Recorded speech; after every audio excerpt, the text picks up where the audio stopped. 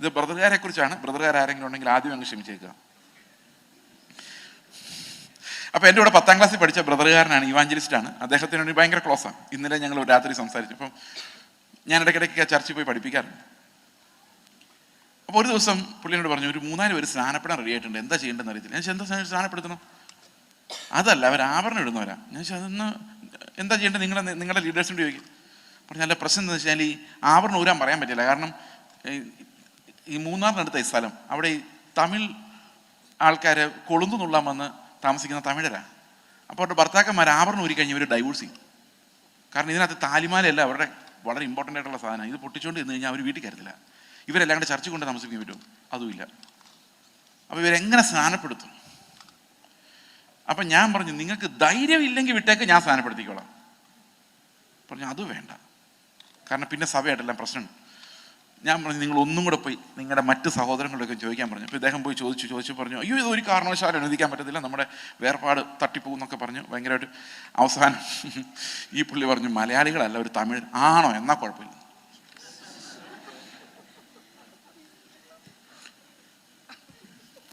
കർത്താവിനൊരു നിർബന്ധമുണ്ട്, മലയാളി ആഭരണം ധരിക്കരുത്.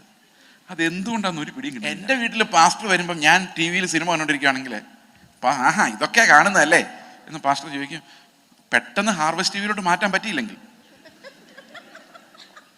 അപ്പോൾ വിശ്വാസികൾ പറയും, അത് ഈ പിള്ളേർ കളിച്ചുകൊണ്ടിരുന്നോണ്ട് വെച്ചതാണ്, ഞങ്ങൾ ഇങ്ങ് വന്നിരുന്നു, അങ്ങനെ കാണാറൊന്നുമില്ല പാസ്റ്റർ. പാസ്റ്റർ മൈൻഡ് ചെയ്യില്ല. അങ്ങനെയൊക്കെ മൈൻഡ് ചെയ്യാൻ പോയ സഭയിൽ ആരും കാണുന്നില്ല. പോട്ടേന്ന് വെക്കും. പക്ഷെ നിങ്ങൾ പാസ്റ്ററുടെ വീട്ടിൽ പോകുമ്പോൾ പാസ്റ്റർ സിനിമ കണ്ടുകൊണ്ടിരിക്കുകയാണെങ്കിലോ, അതാണ് 4ാമത്തെ വര. നിങ്ങൾ ചെയ്യുന്നത് പലതും ചെയ്യാൻ പാസ്റ്റർക്ക് റൈറ്റ് ഇല്ല. So he has another level of righteousness. ശരിയല്ല, നമുക്കറിയത്തില്ല, നമ്മൾ ദരിദ്രന്മാരായിട്ട് ജീവിക്കുകയാണ്. But we are immensely wealthy in Christ. അപ്പോൾ നിങ്ങൾ ഇവിടുത്തെ ഡോളറിൽ എണ്ണി നോക്കരുത്, ഡോളറിൽ എണ്ണാവുന്ന വെൽത്ത് അല്ല അത്. നമ്മളെ കൊണ്ട് വയ്യ, അയ്യോ തളർന്നൊക്കെ പറയുമ്പം ഇഷ്ടംപോലെ വെൽത്ത് വെച്ചോണ്ടാണ് നമ്മളത് പറയുന്നത്. We can do anything through Christ. കാരണം ആ കർത്താവ് ജീവിച്ച ജീവൻ, ആ വഴിയിലൂടെ നടക്കാനുള്ള എല്ലാ വെൽത്തും കർത്താവ് നമുക്ക് തന്നിട്ടുണ്ട്. നമുക്ക് പറയാൻ പറ്റില്ല, എനിക്ക് അവനോട് ക്ഷമിക്കാൻ പറ്റില്ല കേട്ടോ എന്ന് പറയാൻ പറ്റില്ല. അതും നമുക്ക് കർത്താവ് തന്നിട്ടുണ്ട്. To live in his wisdom, whatever is required is supplied to us.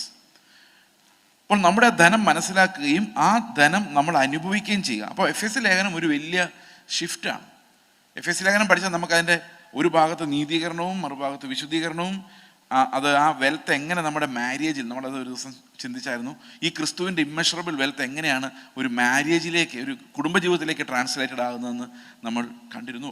അത് നമ്മുടെ പ്രായോഗിക ജീവിതത്തിൽ, നമ്മുടെ അനുദിന ഓഫീസ് ലൈഫ് ആയാലും എവിടെ ആയാലും, we have that wealth available to live that special life of the son. ദൈവത്തിൻ്റെ മക്കളെ പോലെ ജീവിക്കാനുള്ള വെൽത്ത് നമുക്ക് ഉണ്ട്. സാങ്ക്ടിഫിക്കേഷനെ കുറിച്ച് നമ്മൾ എപ്പോഴും മനസ്സിലാക്കുന്നത്, അത് പ്രവൃത്തികളാൽ നമ്മൾ നേടിയെടുക്കുന്ന ഒരു കാര്യമായിട്ടല്ല, ക്രിസ്തു നമ്മിൽ വസിക്കുന്ന ആ ഒരു എക്സ്പീരിയൻസ് ആയിട്ടാണ്. Because Christ is our sanctification. എഫ് ലേഖനം 3-ാം അധ്യായത്തിൻ്റെ 16 മുതലുള്ള പ്രാർത്ഥനയിലൂടെ പറയുന്നത്, ക്രിസ്തു വിശ്വാസത്താൽ നിങ്ങളുടെ ഹൃദയങ്ങളിൽ വസിക്കേണ്ടതിന് വരം നൽകണം. അപ്പോൾ സ്നേഹത്തിൽ വേരൂന്നുന്ന, ക്രിസ്തു നമ്മിൽ വസിക്കുന്ന, ക്രിസ്തുവിൻ്റെ ജീവൻ നമ്മൾ വിശ്വാസത്താൽ ജീവിക്കുന്ന, the very same life which Jesus lived, completely listening to the holy spirit, the spirit given life, അതേ ലൈഫ്, അതേ ആത്മാവ് നമുക്ക് തരുന്ന ആ ജീവനിലേക്കാണ് നമ്മൾ വിശ്വാസത്താൽ എപ്പോഴും നോക്കുന്നത്. നല്ല ഇടയൻ നമുക്ക് തന്നത് അവൻ ജീവിച്ച ആ ജീവിതമാണ്. ആ ജീവിതം നമുക്ക് ലഭിക്കുന്നത് ആത്മാവിലൂടെയാണ്. ആത്മാവ് കർത്താവിന് നൽകിയ അതേ ലൈഫ് തന്നെ നമുക്കും, അതേ നീതി, അതേ വിശുദ്ധി, അതേ തേജസ്സിലേക്ക് നമ്മൾ നടത്തുന്ന അതേ ആത്മാവ് തന്നെയാണ് നമ്മളെയും നടത്തുന്നത്. So we all become children of God. One day we all will be glorified like Christ. ഈ യാത്ര, ഞാൻ ആദ്യ ദിവസം നിങ്ങളോട് പറഞ്ഞൊരു കാര്യം, അപ്പോസ്തലിക ലേഖനങ്ങളിലെ ഉപദേശങ്ങൾ പ്രധാനമായിട്ട് നമുക്ക് 2ആയിട്ട് വിഭജിക്കാം. എത്രയായിട്ട് വേണമെങ്കിലും വിഭജിക്കാം. ഇത് ഓരോ ആളുകൾ കാണുന്ന പെർസ്പെക്റ്റീവ് അനുസരിച്ചാണ്. എന്നാൽ എഫ് ലേഖനം 3-ാം അധ്യായം വരെ, 3-15 വരെയുള്ള വാക്യങ്ങൾ എപ്പോഴും ദൈവം നമുക്ക് ക്രിസ്തുവിൽ, ഇൻ ക്രൈസ്റ്റ് എന്ന പൊസിഷൻ വ്യക്തമാക്കുന്ന ലേഖനങ്ങളാണ്. അവിടെ നമ്മൾ പാർട്ടിസിപ്പൻസ് പോലും അല്ല. When God elected us, we didn't know. When Christ died for us, we didn't know. God accomplished everything and He made us partakers in it. അപ്പോൾ നമ്മുടെ കണ്ണ് തുറന്ന് കർത്താവ് വലിയ കാഴ്ച നമുക്ക് കാണിച്ചു തന്നു. നമ്മുടെ വെൽത്ത് എന്താണെന്ന് കാണിച്ചു തന്നു. എഫ് ലേഖനത്തിൽ 2 പ്രാർത്ഥനയുണ്ട്. 1-ാം അധ്യായത്തിൽ ഒരു പ്രാർത്ഥനയുണ്ട്. 1-ാം അധ്യായത്തിലെ പ്രാർത്ഥനയിൽ കർത്താവെ വെൽത്ത് എന്താന്ന് കാണാൻ എൻ്റെ കണ്ണുകളെ തുറക്കണേ എന്നുള്ളതാണ്. Only if our inner eyes are open, we can see the wealth in Christ. ആ വെൽത്ത് നമുക്ക് മനസ്സിലാകാൻ വേണ്ടിയുള്ളൊരു പ്രാർത്ഥനയാണ്. കണ്ണ് തുറക്കണമേ എന്നുള്ളൊരു പ്രാർത്ഥനയാണ് നമ്മൾ എഫെസ്യ ലേഖനം ആദ്യത്തെ അധ്യായത്തിൽ കാണുന്നത്. എന്നാൽ 3-ാമത്തെ അധ്യായം വരുമ്പോഴേക്കും ആ വെൽത്ത് അനുഭവിക്കാൻ വേണ്ടിയുള്ള പ്രാർത്ഥനയാണ്. ആ വെൽത്തിനെ കുറിച്ച്, ആ ക്രിസ്തുവിൻ്റെ വെൽത്ത് എത്ര മഹത്വമേറിയതാണ്, എത്ര അത്ഭുതകരമാണ് എന്ന് ഈ 2 പ്രാർത്ഥനകളിലൂടെയാണ് ദൈവത്തോട് പൗലോസ് മുമ്പിൽ വയ്ക്കുന്ന 2 പ്രാർത്ഥനകളിലൂടെയാണ് പറയുന്നത്. 1-ാമത്തെ പ്രാർത്ഥനയിൽ ഇങ്ങനെയാണ്, that the God of our Lord Jesus Christ, chapter 1 verse 17, the Father of glory may give you the spirit of wisdom and revelation in the knowledge of him,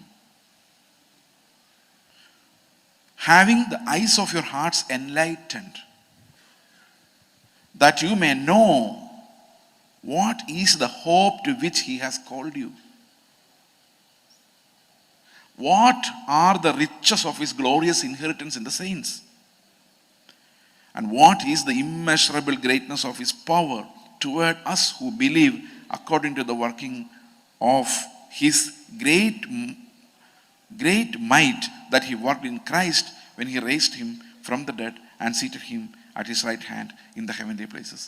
ഇതിനകത്ത് ഒരൊറ്റ കാര്യം പറയുന്നത് നിങ്ങൾ അറിയുന്നതിനെന്നാണ്.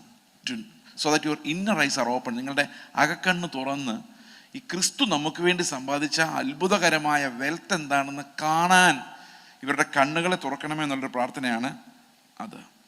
അതിനുശേഷം ഒരു വർഷിപ്പോടുകൂടി, ഒരു സ്തോത്രത്തോടു കൂടി അത് അവസാനിപ്പിക്കുന്നതായിട്ടാണ് നമുക്ക് കാണുന്നത്.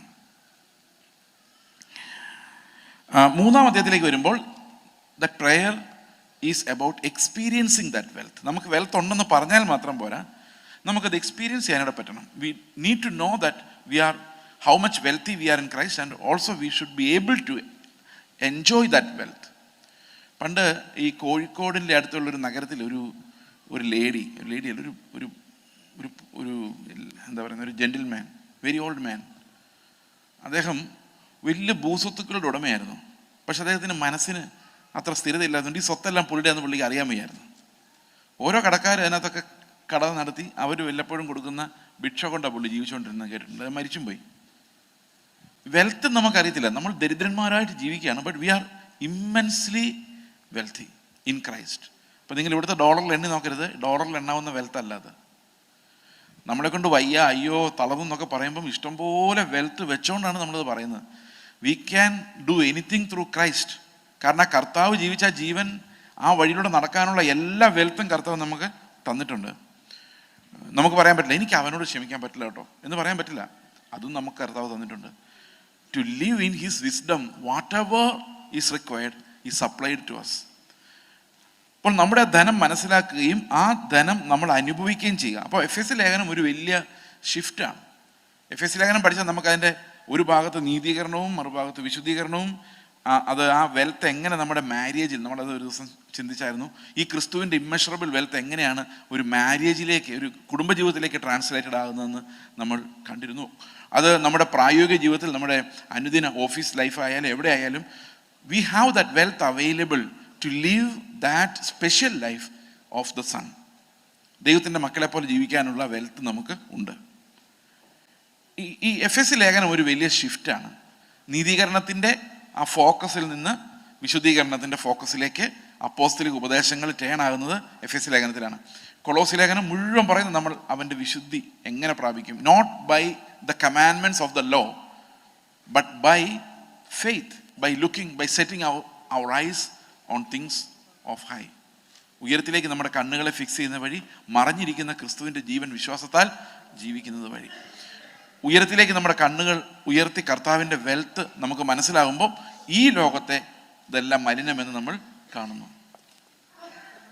അത് കഴിഞ്ഞുള്ള എല്ലാ ലേഖനങ്ങളും, നമ്മൾ പത്രോസിൻ്റെ ലേഖനം വായിക്കുമ്പോൾ we know it's focusing on holiness. Holiness in the midst of persecutions and sufferings. യാക്കോബിൻ്റെ ലേഖനം വായിക്കുമ്പോൾ വിശുദ്ധിയുടെ ഏറ്റവും പ്രധാനപ്പെട്ട ഒരു കാര്യമാണ് കൺസിസ്റ്റൻറ്റ് ഫെയ്ത്ത്, വിശ്വാസത്തിൻ്റെ സ്ഥിരത, ഫലം പുറപ്പെടുവിക്കുന്ന സ്ഥിരമായ ഫെയ്ത്ത്. അതുകൊണ്ട് നമ്മുടെ പത്രോസിൻ്റെ ലേഖനം വായിക്കുമ്പോൾ പറയുന്നത് നിങ്ങൾ വിശ്വാസത്തോട് വീര്യവും, അങ്ങനെ ഓരോ നാട് ചെയ്ത് സ്ഥിരതയും ഇന്ദ്രിയജയം എല്ലാം ആഡ് ചെയ്ത് അവസാനം സ്നേഹം യോഹന്നാൻ്റെ ലേഖനത്തിലേക്ക് വരുമ്പോഴേക്കും ആ വിശുദ്ധിയുടെ ഏറ്റവും ഉന്നതമായ അഗപ്പെ, ദൈവികമായ സ്നേഹം ഒരാളുടെ ഹൃദയത്തിലേക്ക് വരുന്നതിനെക്കുറിച്ചാണ് യോഹന്നാൻ്റെ ലേഖനം പറയുന്നത്. അപ്പം സിസ്റ്റമാറ്റിക് ആയിട്ട് ഒരു മനുഷ്യൻ എങ്ങനെയാണ് ദൈവത്തിൻ്റെ വെൽത്തിനാൽ നിറയപ്പെടേണ്ടത്, എങ്ങനെയാണ് ഒരു ക്രിസ്തുവിലേക്ക് ഒരു മനുഷ്യൻ വളർന്ന് വലുതാകുന്നതെന്നാണ് ഈ ലേഖനങ്ങളെല്ലാം നമ്മളെ പഠിപ്പിക്കുന്നത്. So it's very important for our spiritual life to understand the whole of the new testament, not just the new testament, even old testament. കാരണം ഈ ഓൾഡ് ടെസ്റ്റമെൻറ്റ് രണ്ട് രീതിയിൽ വായിക്കാം. ഒന്നുകിൽ നമുക്ക് യഹൂദന്മാർ വായിച്ച പോലെ വായിക്കാം. അതായിപ്പം സാധാരണ ചർച്ചകളെല്ലാം നടക്കുന്നത്. യഹൂദന്മാർ വായിക്കുന്ന പോലെ വായിച്ചാലുള്ള കുഴപ്പം, അവിടെ നമ്മൾ കാണുന്ന മുഴുവൻ സമ്പത്തുകൾ ലഭിക്കുന്നു, നിങ്ങൾ അനുസരിച്ച് അത് ലഭിക്കും ഇത് ലഭിക്കും. പക്ഷെ അവസാനം എന്ത് സംഭവിക്കുന്നത്? യഹൂദന്മാർക്ക് എന്ത് സംഭവിച്ചു? യഹൂദന്മാർ യേശുക്രിസ്തുവിനെ ക്രൂശിച്ച് അല്ലേ കർത്താവിനെ വേണ്ടാന്ന് വെക്കാൻ അവരുടെ പഠനം അവരെ സഹായിച്ചത്. The way they studied the old testament, they thought അവരുടെ മെസ്സിഹ അവർക്ക് സമ്പത്ത് തരുന്ന, രാജ്യം തരുന്ന ഒരു മെസ്സിഹയാണെന്ന് അവർ വിചാരിച്ചു. They misunderstood the whole concept of God's plan. കാരണം എന്താണ്? അവർ വായിച്ചത് ആത്മാവിലല്ല, അവർ വായിച്ചത് കർത്താവ് ആഗ്രഹിച്ച പോലെയല്ല. എന്നാൽ അപ്പോസ്തലന്മാർ എങ്ങനെയാണ് പഴയ നിയമം വായിച്ചത് നോക്കി. പഴയ നിയമം അപ്പോസ്തലന്മാർ വായിക്കുമ്പോൾ the picture is totally different. ആ കണ്ണിലൂടെ വേണം നമ്മളും പഴയ നിയമം വായിക്കാൻ. When you read the old testament through the ice of the apostles, എല്ലാ പാസേജുകളിലും നമുക്ക് ക്രിസ്തുവിനെ കാണാം. ഹാബേലിൻ്റെ യാഗം മുതൽ ഇങ്ങോട്ട്, വീഴ്ച മുതൽ, അതിനുശേഷമുള്ള ഓരോ പ്രോമിസുകൾ, അതിനുശേഷമുള്ള ഓരോ വിശ്വാസിയും നടന്ന നടപ്പ്, എബ്രഹാം തൊട്ട് മോശ തൊട്ട് റാഹാബ് എന്ന വേശ്യ ഉൾപ്പെടെ, അതെല്ലാം വലിയൊരു ലിസ്റ്റായിട്ട് എബ്രായ ലേഖനം 11 നമ്മൾ വായിക്കുന്നുണ്ട്. അത് വായിക്കുമ്പോഴാണ് പലപ്പോഴും നമ്മൾ മനസ്സിലാക്കുന്നത്, അയ്യോ ഇത് ഓൾഡ് ടെസ്റ്റമെന്റിൽ അങ്ങനെ ആയിരുന്നോ. പല ആൾക്കാരും പറയുന്നത് ഹാബേലിൻ്റെ യാഗം ദൈവം സ്വീകരിക്കാനുള്ള കാരണം അത് മൃഗത്തെ കൊന്നത് കൊണ്ട്, രക്തം ഉള്ളതുകൊണ്ടാണ്. ഞാനപ്പോൾ ചെറുപ്പത്തിലേക്ക് ആലോചിച്ചിട്ടുണ്ട്, കായിൻ പാവം, അവൻ കൃഷിക്കാരനായിരുന്നു, അവൻ എന്ത് ചെയ്യും, അവൻ എവിടെ നിന്ന് കൊണ്ടുവരും? ഹാബേലാണെങ്കിൽ ആട്ടിടയനായിരുന്നു. അപ്പം by profession they were different.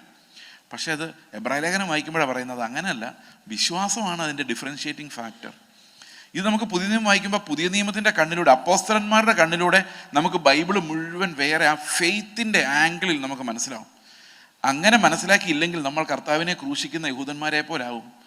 പ്രിയ സഹോദരങ്ങളെ, ഇപ്പോൾ വന്ന് പെന്തക്കോസ്ത് പള്ളിയിൽ യേശുക്രിസ്തു എന്ന് പറഞ്ഞ അടി കിട്ടുന്ന ഒരവസ്ഥയിലേക്ക് എത്തിക്കൊണ്ടിരിക്കുകയാണ്. കഴിഞ്ഞ ദിവസം ഞങ്ങളുടെ സഭയിലൊരു സഹോദരൻ ഒരു പാസ്റ്ററോട്, പ്രധാനപ്പെട്ട ഒരു സഭയുടെ, അതേതെന്ന് പറയുന്നില്ല, ആ സഭയുടെ ഒരു പാസ്റ്ററോട് പറഞ്ഞു, നിങ്ങളിങ്ങനെ പിണങ്ങിയിരിക്കില്ല, നിങ്ങൾ ശത്രുക്കളെ സ്നേഹിക്കണമെന്നല്ലേ കർത്താവ് പറഞ്ഞിരിക്കുന്നത് ചോദിച്ചപ്പം അദ്ദേഹം പറയാം, അത് യഹൂദന്മാരുടെ കർത്താവ് പറഞ്ഞതാണ്. അപ്പം ഞാൻ അദ്ദേഹത്തോട് പറഞ്ഞു, ഇങ്ങനെ പോയാൽ ഒരു 5 വർഷത്തിനുള്ളിൽ യേശു കർത്താവ് ഇങ്ങനെ പറഞ്ഞെന്ന് പറഞ്ഞാൽ അവർ നമ്മളെ തല്ലാനുള്ള സാധ്യതയുണ്ട്. കാരണം Christ is so much A stranger in the churches now days. കർത്താവ് എന്ന വാക്ക് പോലും, ഞങ്ങളുടെ ചർച്ചിൽ ഒരു മോള് വന്നിട്ട് പറഞ്ഞാണ്, പാസ്റ്ററെ ഞങ്ങൾ നേരത്തെ പോയിക്കൊണ്ടിരുന്ന ചർച്ചിൽ യേശു ക്രിസ്തു എന്ന് പറയുന്ന അവസാനം കർത്താവിൻ്റെ നാമത്തിൽ തന്നെ ആമേന്ന് പറയാൻ വേണ്ടി മാത്രമാണ്. Never heard about Christ. ഒരു കുട്ടി ഞങ്ങളുടെ ചർച്ചിൽ വന്നു, അവരിങ്ങനെ വലിയ ചർച്ചയിൽ നിന്ന് ചാടിപ്പോന്നതാണ് ഒറ്റയ്ക്ക്.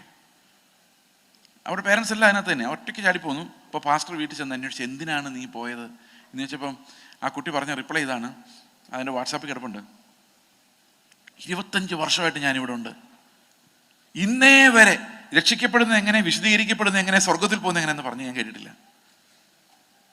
എനിക്ക് മിഷണറി ആയിട്ട് പോകാൻ ആഗ്രഹമുണ്ട്, മിഷൻ എന്താണെന്ന് ഞാനിവിടെ നിന്ന് കേട്ടിട്ടില്ല. ഞാൻ എപ്പോൾ വന്നാലും കേൾക്കുന്നത് ഇന്ന് രാത്രി വിടുതൽ വരുന്നു, ഇന്ന് പകൽ വിടുതൽ വരുന്നു എന്നുള്ള ഒരൊറ്റ മെസ്സേജ് ഞാൻ കേട്ടിട്ടില്ല. അപ്പോൾ പാസ്റ്റർ പറഞ്ഞു, ഒത്തിരി പേര് ഞായറാഴ്ച വരുന്നത് ഭയങ്കര പ്രശ്നങ്ങളൊക്കെ ഉള്ളവരാണ്, അവർ വന്ന് ഈ പ്രശ്നങ്ങളൊക്കെ മാറാൻ വേണ്ടി ഇങ്ങോട്ട് പ്രാർത്ഥിക്കേണ്ട, അതല്ലേ പ്രധാനം, അത് അവരുടെ വേദന മാറാൻ വേണ്ടി ഞങ്ങൾ അങ്ങനെ പ്രസംഗിക്കുന്നത് ചോദിച്ചപ്പം ഈ കുട്ടി പറഞ്ഞു, വേദനയൊക്കെ മാറിക്കോട്ടെ, പക്ഷെ ആൾക്കാർ രക്ഷിക്കപ്പെടണ്ടേ. ക്രിസ്തുവിൻ്റെ നാമം തന്നെ ഇടർച്ചയായിരിക്കുക, വാക്ക് പോലും പറയാം, പുതിയ നിയമത്തിനൊരു പ്രസംഗം പോലും കേൾക്കാൻ പറ്റാത്ത ഒരു സാഹചര്യമാണ് കേരളത്തിലുള്ളത്. അതെന്തുകൊണ്ടാണെന്നറിയാമോ? ഈ പഴയ നിയമം വായിച്ച് അതിനകത്ത് അനുഗ്രഹങ്ങളിൽ രസിച്ച് പ്രവാചകന്മാർ വന്ന ഉടനെ അവർ പഴയ നിയമത്തിലോട്ട് പോകും. എൻ്റെ ചെറുപ്പത്തിലൊരു അനുഭവം, ഞാൻ ബൈബിൾ കോളേജ് പഠിക്കുന്ന സമയത്ത്, ബൈബിൾ കോളേജിൽ പഠിപ്പിക്കുന്നതൊക്കെ ഭയങ്കര ഗ്രാമാറ്റിക്കൽ ഹിസ്റ്റോറിക്കൽ ഇൻ്റർപ്രിട്ടേഷനൊക്കെ ആണെങ്കിലും ഈ സാമാന്യ ജനത്തിനൊരു ആശ്വാസം കൊടുക്കാൻ വേണ്ടി ഇടയ്ക്കിടയ്ക്ക് പ്രോഫിറ്റ്സിനെ വിളിക്കും. അപ്പോൾ ഒരു ദിവസം ഞങ്ങൾ വൈകിട്ട് ഇങ്ങനെ ഇരിക്കുമ്പോൾ പിറ്റേ ദിവസം പ്രോഫിറ്റ് വരും. അപ്പം ഞാൻ ആഹാരമേശയിൽ ഇരുന്നുകൊണ്ട് ഞാൻ പറഞ്ഞു, ഞാനൊരു പ്രൊഫസി പറയാം ഈ പ്രോഫിറ്റിനെ കുറിച്ച്. പൊരുത്തം പറഞ്ഞു, എന്താ? നാളെ രാവിലെ മുതൽ വൈകിട്ട് വരെ പുള്ളി പ്രസംഗിക്കുമ്പം പുതിയ നിയമത്തിൽ നിന്നൊന്നും വായിക്കില്ല, പഴയ നിയമത്തിൽ നിന്ന് മാത്രമേ പ്രസംഗിക്കുള്ളൂ, ഇതാണ് എൻ്റെ പ്രോഫസി. ഈ പ്രവാചക ശിഷ്യന്മാർക്ക് ആകെ അങ്കലാപ്പായി പോയി. കാരണം അവർക്കും അറിയാം അതേ സംഭവിക്കുള്ളൂ എന്നുള്ള കാര്യം. ഇതെങ്ങനെയെങ്കിലും തിരുത്തണം. പുള്ളി അവിടെ ചെന്ന് ഇവരെ അന്ന് ആ പ്രവാചകനോട് പറഞ്ഞു, ഇങ്ങനെ ഒരുത്തൻ ഇറങ്ങിയിട്ടുണ്ട്, അവൻ ഇങ്ങനൊരു വെല്ലുവിളി വെച്ചിരിക്കുകയാണ്, പഴയ നിയമത്തിൽ നിന്ന് മാത്രമേ പാസ്റ്റർ നാളെ പ്രസംഗിക്കുള്ളൂ എന്നാണ് പുള്ളി പറഞ്ഞിരിക്കുന്നത്. പുള്ളി പിറ്റേ ദിവസം നേരെ വന്ന് ഇന്ന് ചില ആൾക്കാർ പറയുന്നുണ്ട് ഞങ്ങൾ പ്രവാചകന്മാരെല്ലാം പഴയ നിയമത്തിൽ നിന്നാണ്. അപ്പം എനിക്ക് മനസ്സിലായി ഇത് എത്തിയിട്ടുണ്ട് അവിടെ. അദ്ദേഹം റോമാലേഖനം. ഞാൻ ഞെട്ടിപ്പോയി. റോമാലേഖനത്തിന് എന്ത് പ്രവചനം? പുതിയ നിയമത്തിൽ പ്രവചിച്ചാൽ എന്തെല്ലാം പ്രവചിക്കേണ്ടി വരും അല്ലേ? രണ്ടുടുപ്പുള്ളവനും ഇല്ലാത്തവനും കൊടുക്കുക, എല്ലാവരും അവനെ തല്ലിക്കൊല്ലും. അങ്ങനത്തെ ഒരു പ്രോഫറ്റ്, പുതിയ നിയമത്തിൻ്റെ കാര്യങ്ങൾ ഓർപ്പിക്കുന്ന ഒരു പ്രോഫറ്റ് വന്നാൽ ഒരു ദിവസം പോലും സഭയിൽ വെച്ചുകൊണ്ടിരിക്കത്തില്ല. പ്രവാചകന്മാരെന്നും കല്ലെറുകളുള്ളൂ. അങ്ങനെയാണ് പ്രവാചകന്മാർ. ഇത്തിരി കഠിന വാക്കുകൾ ഉപയോഗിക്കുന്ന ആൾക്കാരാണ് അവർ. നല്ല തല്ലുകൊള്ളുക അന്ന് തൊട്ടേ കല്ലേറ് കൊണ്ട ആൾക്കാരാണ്. അപ്പം ഞാൻ വിചാരിച്ചാൽ എന്തായിരിക്കും പറയാൻ പോകുന്നത്? വിശ്വാസത്താൽ എബ്രഹാം, പിന്നെ എബ്രഹാമിൻ്റെ കഥയാണ് പറഞ്ഞത്. വായിച്ച്, കാരണം പറ്റത്തില്ല. It's impossible for them to bring that new testament message. അത് ഈ രക്ഷയെക്കുറിച്ച് ഒരിക്കലും കേൾക്കാതെ ഒരു ആൻറ്റിനോട് പറഞ്ഞു, 22 വർഷം ഞാൻ പെന്തക്കോസ്തിൽ പ്രധാനപ്പെട്ട വിമൻസ് ലീഡർ, പ്രാർത്ഥന, ആരാധന, പക്ഷെ രക്ഷിക്കപ്പെട്ടിട്ടില്ലായിരുന്നു. രക്ഷയുടെ വചനം കേട്ടിട്ടില്ല. എന്തുകൊണ്ടാണ്? വചനം വായിക്കുമ്പോൾ കർത്താവിൻ്റെ അപ്പോസ്തലന്മാർ നമുക്കത് പറഞ്ഞു തന്നതുപോലെ വായിക്കുന്നില്ല. നമ്മൾ പലരും ഒരു 100,000 പ്രസംഗങ്ങൾ കേൾക്കുന്ന അതിൻ്റെ എല്ലാം നോട്ട് കുറിച്ച് വെച്ചിരിക്കും. ഇന്ന് പ്രസംഗിക്കുന്നത് നാളെ അറിയില്ല. അതുകൊണ്ട് ജീവിതത്തിൽ ഒരു പ്രയോജനവുമില്ലാത്ത അനേകം പ്രസംഗങ്ങൾ. നിങ്ങൾ ആലോചിച്ച് നോക്കിയേ, ബൈബിളിൽ എത്ര വാക്യമുണ്ട്? അറിഞ്ഞിട്ട് നിങ്ങൾക്ക് എന്താ കാര്യം? എന്നോട് പലരും ചോദിക്കും, ഈ ദൈവത്തിൻ്റെ മക്കളും മനുഷ്യരുടെ പുത്രിമാരും എന്താ സാധനം? ഞാൻ പറയാം, എനിക്ക് അറിഞ്ഞിട്ടും അറിയാതിരുന്നിട്ടും യാതൊരു കാര്യമില്ല. I don't know. വല്ല മല്ലന്മാരുണ്ടായെന്ന് നമ്മൾ പറയുന്നുണ്ട്. ഇതെന്താ സംഭവം എന്ന് നിങ്ങൾ അറിഞ്ഞില്ലെങ്കിൽ നിങ്ങൾക്ക് ഒരു കുഴപ്പമില്ല. പക്ഷെ ഇത് അറിഞ്ഞേ പറ്റൂ. ഏത്? ബൈബിളിൻ്റെ മിഡിലുള്ള വാക്യം ഏതാ? അറിഞ്ഞില്ലേലും യാതൊരു കുഴപ്പമില്ല. പക്ഷെ നിങ്ങൾ എങ്ങനെയാണ് സ്വർഗത്തിൽ എത്തുന്നതെന്ന് അറിയണം. ടെക്നിക്കൽ ഇൻഫർമേഷൻ കൊണ്ട് ഒരു കാര്യമില്ല. അപ്പോസ്തലന്മാർ എന്ത് നമ്മളെ പഠിപ്പിച്ചു അതിന്മേൽ മാത്രമേ നമ്മുടെ വിശ്വാസം പണിയപ്പെടുകയുള്ളൂ. അതിന്മേൽ മാത്രമേ നമുക്ക് വിശുദ്ധരായി മാറാനും സാധിക്കുള്ളൂ. ഒരു സഭ എന്ന് പറഞ്ഞാൽ ആ സഭയുടെ ഫൗണ്ടേഷൻ തന്നെ ഈ അപ്പോസ്തലന്മാർ നമ്മൾക്ക് എങ്ങനെ ഈ ഹോൾ ബൈബിൾ വ്യാഖ്യാനിച്ചു തന്നു എന്നുള്ളതിൻ്റെ അടിസ്ഥാനത്തിലാണ്. ഇത് ധൈര്യമായി അത് പഠിപ്പിക്കുവാൻ ഇന്ന് സഭകൾ തയ്യാറാകാത്തതുകൊണ്ടാണ് ഇത് ഇത്രയും ദുരുപദേശങ്ങളും ഇത്രയും ക്രിസ്തുവിനെ തള്ളിക്കളയുന്ന, വേണ്ട എന്ന് വെക്കുന്ന ചർച്ചകളിൽ നിന്ന് യേശുക്രിസ്തു എന്നുള്ള പേര് പോലും കേൾക്കാനില്ല. ലാവോദിക്ക സഭയുടെ ദൂതൻ എഴുതുക, കണ്ടാലും ഞാൻ വാതിക്കൽ നിന്ന് മുട്ടുന്നു. ആരുടെ വാതിക്കല? നമ്മൾ പറയുന്ന എല്ലാം ഹൃദയത്തിൻ്റെ വാതിക്കൽ നിന്ന് പാവം യേശു മുട്ടുവന്ന. ഈ ഈവാഞ്ചലിക്കൽസ് തന്നെ ഈ ആൾക്കാരെ രക്ഷിക്കാൻ വേണ്ടി ഇറങ്ങിയപ്പം അവരിങ്ങനെ പ്ലീഡ് ചെയ്യുന്ന കർത്താവിനുണ്ട്, കർത്താവ് നിങ്ങളുടെ എല്ലാം വാതിക്കൽ നിന്ന് മുട്ടുന്നു. നിങ്ങളുടെ ആരെങ്കിലും വാതിക്കൽ നിന്ന് കർത്താവ് മുട്ടുന്നുണ്ടോ? ബൈബിളിൽ അങ്ങനെ എഴുതിയിട്ടില്ല. മുട്ടുന്നത് ലാവോദിക്ക സഭയുടെ വാതിലില്ല. അവിടെ ഭയങ്കര ആരാധന ചെയ്യും. കർത്താവ് വെളിയില്ല. ഈ മുട്ടുന്ന ആര്? അകത്തുള്ള ആളാണോ പുറത്തുള്ള ആളാണോ വാതിക്ക് മുട്ടുന്നത്? അകത്തുള്ള ആൾ പോയി വാതിക്ക് മുട്ടേണ്ട കാര്യമുണ്ടോ? ഇല്ല. കർത്താവ് വെളിയിൽ നിന്ന് മുട്ടെന്ന് പറഞ്ഞ അർത്ഥം അകത്ത് കർത്താവില്ല. അത് എക്സാക്ട്ലി അതുപോലെ തന്നെ നമുക്ക് സംഭവിക്കുന്നത്. ഒരു മിഷൻ മീറ്റിങ്ങിനിടയ്ക്ക് ഞാൻ പോയിരിക്കുമായിരുന്നു. അബദ്ധത്തിൽ പെട്ടുപോയതാണ്. ബിസിനസ് മീറ്റിംഗ് എന്ന് പിന്നെ അറിഞ്ഞത്.